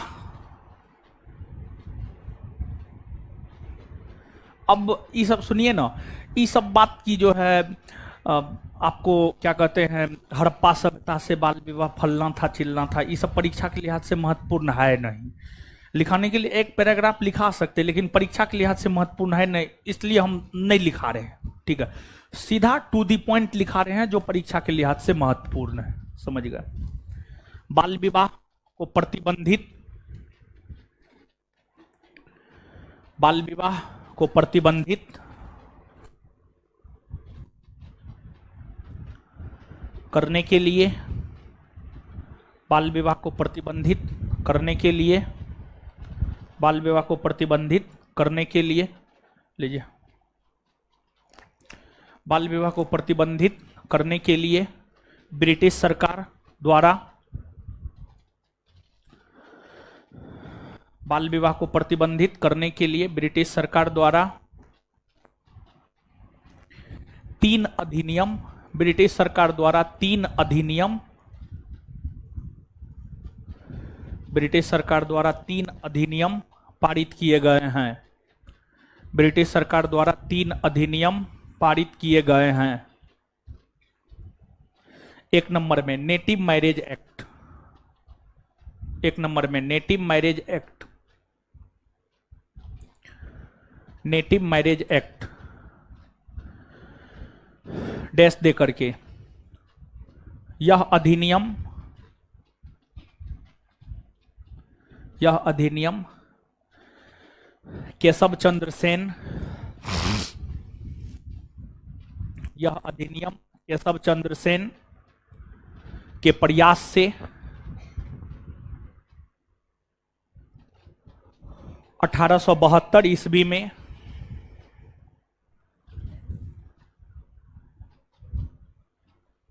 1872 ईस्वी में पारित हुआ।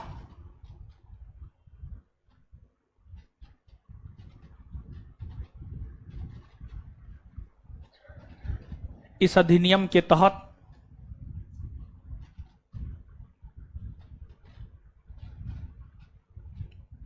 इस अधिनियम के तहत लड़की के विवाह का न्यूनतम उम्र 14 वर्ष, लड़की के विवाह का न्यूनतम उम्र 14 वर्ष, लड़की के विवाह का न्यूनतम उम्र 14 वर्ष तथा इस अधिनियम के तहत लड़की के विवाह का न्यूनतम उम्र 14 वर्ष तथा लड़का के विवाह का न्यूनतम उम्र 18 वर्ष, लड़का के विवाह का न्यूनतम उम्र 18 वर्ष निर्धारित किए गए।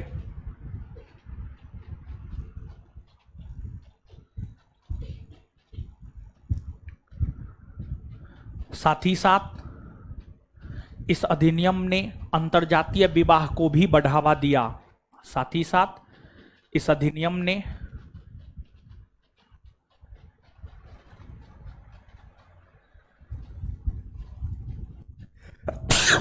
साथ ही साथ इस अधिनियम ने अंतरजातीय विवाह को भी बढ़ावा दिया।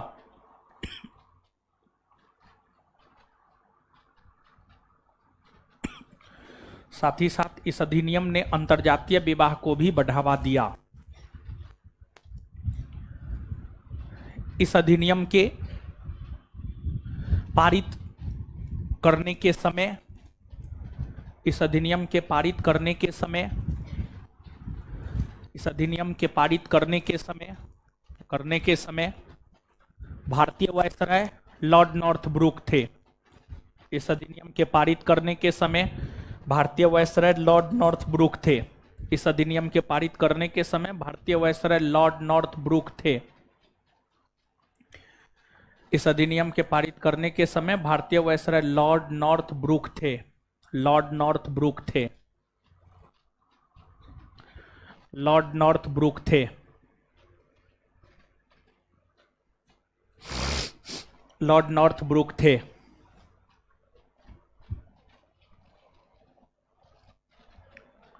चलिए आगे हेडिंग मारिए, सम्मति आयु अधिनियम।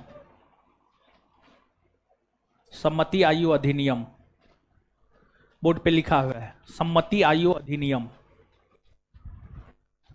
लिखिएगा। और कोई भी एक से ज्यादा पीडीएफ नोट नहीं लेगा, समझ गए? एक से ज्यादा पीडीएफ नोट कोई नहीं लेगा। अब ये नहीं कि पार्टनर ने आया है तो पार्टनर के लिए लेना है, समझ गए? तो ये काम नहीं करना है, लड़का हो या लड़की। अगर आप पकड़ा गए, जीवन में आपको कभी हम ना टेस्ट नहीं देंगे और ना पीडीएफ आपको मिलेगा। जो भी निःशुल्क वाला पीडीएफ होगा वो चिन्हित करके आपको कभी नहीं देंगे। तो इसलिए एगो आप अपनी भागीदारी सुनिश्चित कीजिए, किसी और की भागीदारी नहीं। सम्मति आयु अधिनियम लिखिएगा। महाराष्ट्र के पारसी समाज सुधारक, महाराष्ट्र के पारसी समाज सुधारक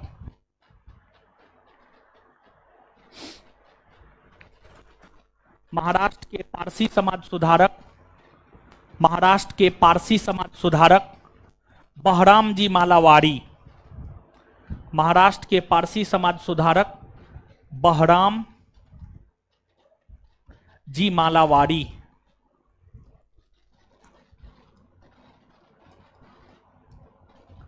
महाराष्ट्र के पारसी समाज सुधारक बहराम जी मालावारी बहराम जी मालावारी के प्रयास से 1891 ईस्वी में के प्रयास से 1891 ईस्वी में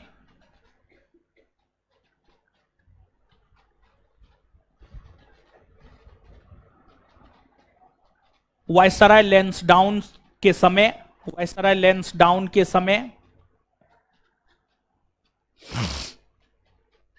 वायसराय लैंसडाउन के समय वायसराय लैंसडाउन के समय वायसराय लैंसडाउन के समय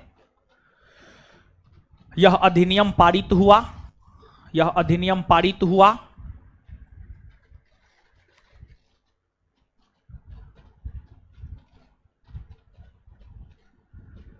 इस अधिनियम के तहत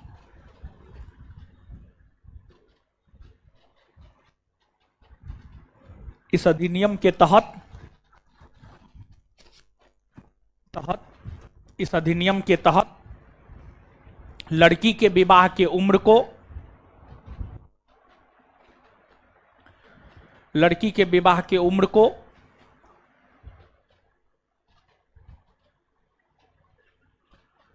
14 वर्ष से घटाकर 12 वर्ष कर दिया गया। 14 वर्ष से घटाकर 12 वर्ष कर दिया गया।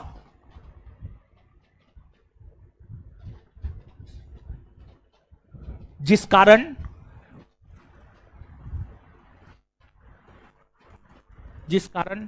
बाल गंगाधर तिलक ने जिस कारण बाल गंगाधर तिलक ने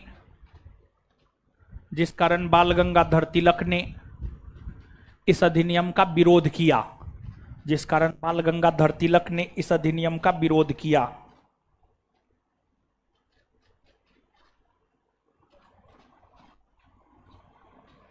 आगे हेडिंग मारिए।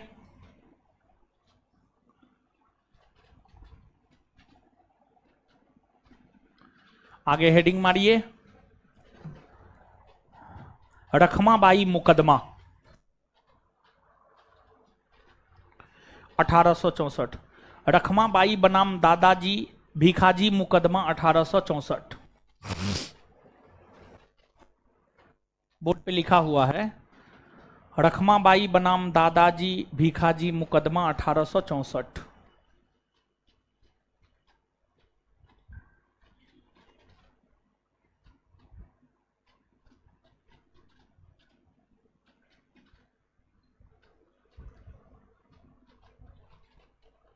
1864 डैश दे करके।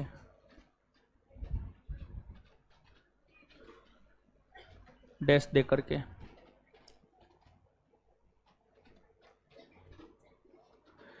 इस मुकदमा का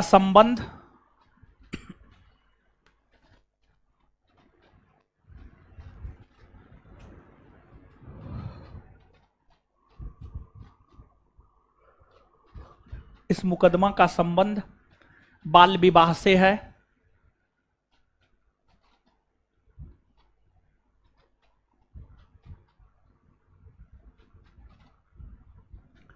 बाल विवाह से है। इस मुकदमा ने ही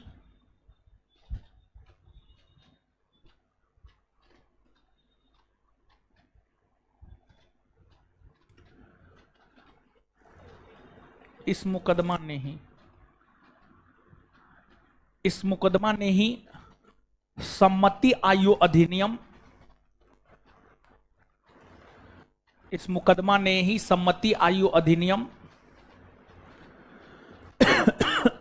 के लिए प्रेरणा का काम किया। अरे उधर मिला लड़का लोग जी, दे रहा है। उधर देखिए, उधर पीछे में नहीं मिला है, उधर पूछ करके दीजिएगा ना जी। ठीक है, एकदम सब नालायक सब है। बस इसके अलावा कौन है रखमाबाई, सब लिखने की जरूरत ना है। ठीक है, टू दी पॉइंट लिखा रहे हैं। चलिए आगे लिखिएगा, शारदा अधिनियम।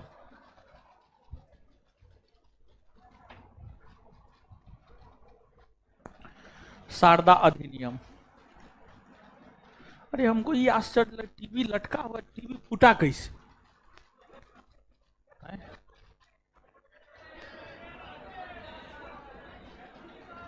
टीवी फूटा कैसे? यानी डेस्क पे चढ़ के, टेबल पे चढ़ के तोड़ दिया।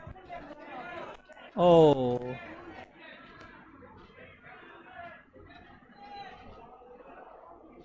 शारदा अधिनियम।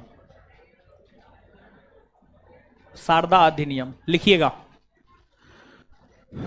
राजस्थान के अजमेर के शिक्षाविद, लिखिए, राजस्थान के अजमेर के शिक्षाविद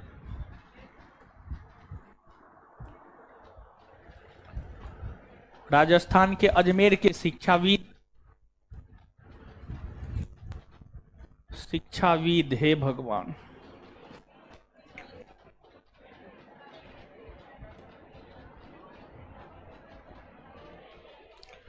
राजस्थान के अजमेर के शिक्षाविद हरबिलास शारदा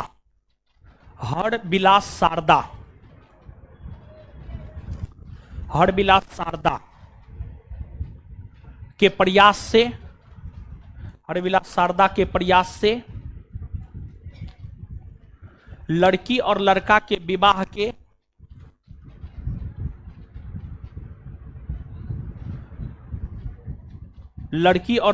विवाह के न्यूनतम उम्र को निर्धारित करने को लेकर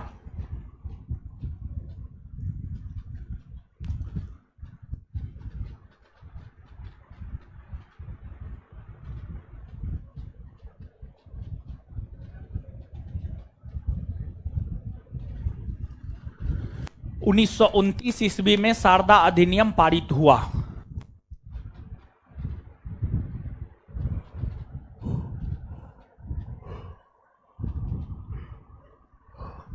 1929 ईस्वी में शारदा अधिनियम पारित हुआ। यह अधिनियम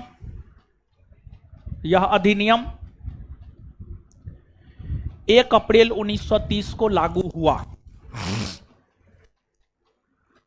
यह अधिनियम 1 अप्रैल 1930 को लागू हुआ। इस समय वायसराय लॉर्ड इरविन थे। इस समय वायसराय लॉर्ड इरविन थे।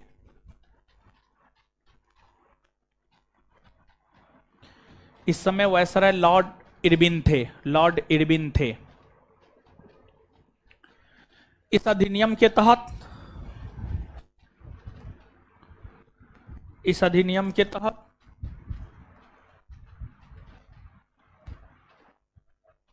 लड़की के विवाह का न्यूनतम उम्र 14 वर्ष। इस अधिनियम के तहत लड़की के विवाह का न्यूनतम उम्र 14 वर्ष। इस अधिनियम के तहत लड़की के विवाह का न्यूनतम उम्र 14 वर्ष। इस अधिनियम के तहत लड़की के विवाह का न्यूनतम उम्र 14 वर्ष और लड़का के विवाह का न्यूनतम उम्र 18 वर्ष और लड़का के विवाह का न्यूनतम उम्र 18 वर्ष और लड़का के विवाह का न्यूनतम उम्र 18 वर्ष निर्धारित किया गया।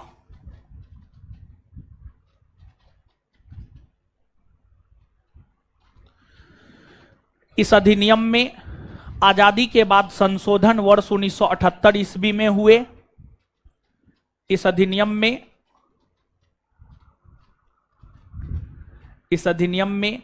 आजादी के बाद संशोधन वर्ष 1978 ईस्वी में हुए।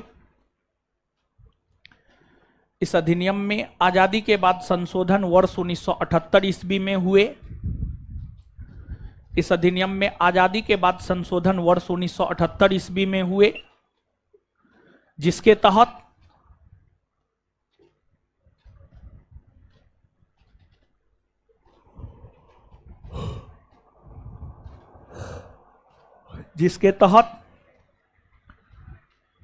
लड़की के विवाह के उम्र को बढ़ाकर 18 वर्ष, जिसके तहत लड़की के विवाह के उम्र को बढ़ाकर 18 वर्ष, जिसके तहत लड़की के विवाह के उम्र को बढ़ाकर 18 वर्ष, जिसके तहत लड़की के विवाह के उम्र को बढ़ाकर 18 वर्ष तथा लड़का के विवाह के उम्र को बढ़ाकर 21 वर्ष तथा लड़का के विवाह के उम्र को बढ़ाकर 21 वर्ष तथा लड़का के विवाह के उम्र को बढ़ाकर 21 वर्ष कर दिया गया।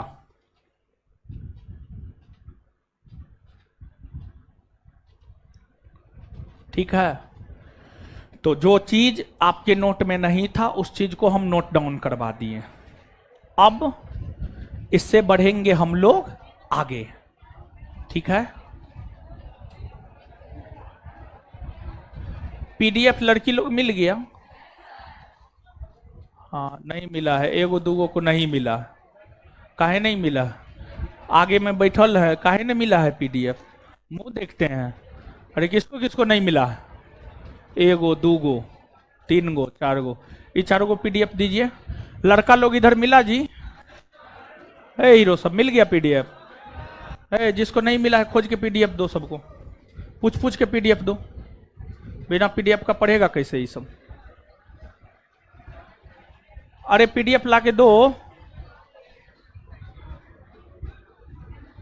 इधर मिल गया सबको? है नहीं मिला? इधर लड़की लोग पीडीएफ मिला जी? मिल गया है। आराम से ऊपर में देखिए पंखा है, टीवी फोड़ दिए ठीक है, अपना कान कपार मत पंखा से कटवा लीजिएगा।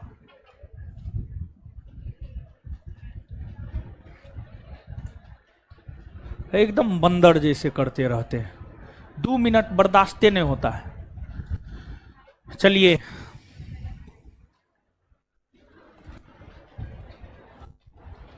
कुछ होमवर्क और भी दिए थे?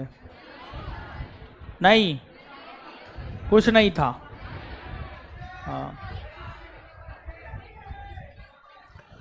टेस्ट का जो है जानते हैं, टेस्ट शनिवार वाला टेस्ट क्वेश्चन आंसर नहीं भेजे, डिस्कशन जो है ना शॉर्टकट में करवाए थे।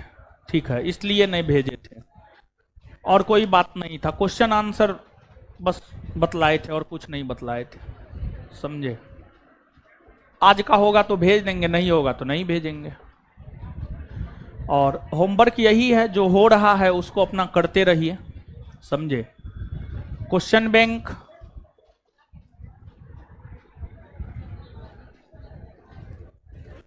बैंक से होमवर्क अब देना शुरू कर देते हैं क्या ना? क्वेश्चन बैंक सोच रहे थे नया एडिशन आएगा तब देंगे, तो अभी आप लोग नया बुक नहीं ना लिए? नया एडिशन वाला है ना बुक लीजिएगा, नए एडिशन वाला लीजिएगा, लेकिन तब तक बैठने से तो बेहतर है हम आपको पीडीएफ दे देंगे। जैसे लगातार वैकेंसी आना शुरू हुआ है 2018 से, पहली बार 17 पोस्ट के लिए आया, फिर जो है 126, फिर 2246, 2446, फिर 2213 और फिर 1275। तो 1717 पोस्ट का जो प्रीलिम्स और मेंस का क्वेश्चन आंसर डिस्कशन है उसका पीडीएफ हम आपको दे देते हैं, ठीक है।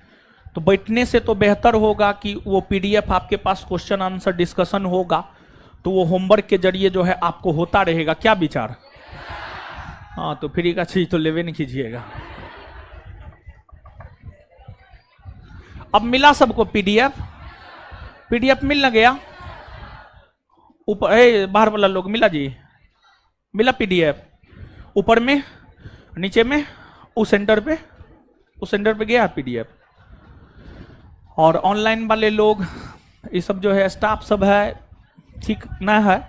हमको पता नहीं था कि जो है सर्वर डाउन है। अब इंटरनेट वाली बात है, सर्वर डाउन था तो जिस वजह से आपका क्लास आज डिस्टर्ब हुआ है। लेकिन आप रिकॉर्डेड वीडियो जाकर के देखिएगा ना, तो रिकॉर्डेड में सारा जो है आपको मिल जाएगा। मतलब जिनका भी छूटा है एक बार फिर से रिकॉर्डेड वीडियो देख लीजिएगा। और वीडियो जो है क्या बजे तक अपलोड हो जाता है जी? 2 घंटा, मतलब 7-8 बजे तक, 8 बजे तक आप मान करके चलिए वीडियो अपलोड हो जाएगा एप्लीकेशन पर। तो जिनका भी ऑनलाइन क्लास कर रहे हैं, अगर बीच में दिक्कत हो गया होगा या फिर छूटा उटा होगा ना ये लेक्चर, तो आप रिकॉर्डेड वीडियो जाकर के देख लीजिएगा, आपको सारा कुछ मिल जाएगा। समझ गए? तो और तो कुछ नहीं है, तो और पढ़िएगा, बस इतना ही, नहीं पढ़िएगा। हाय, हम ही नहीं पढ़ाएंगे।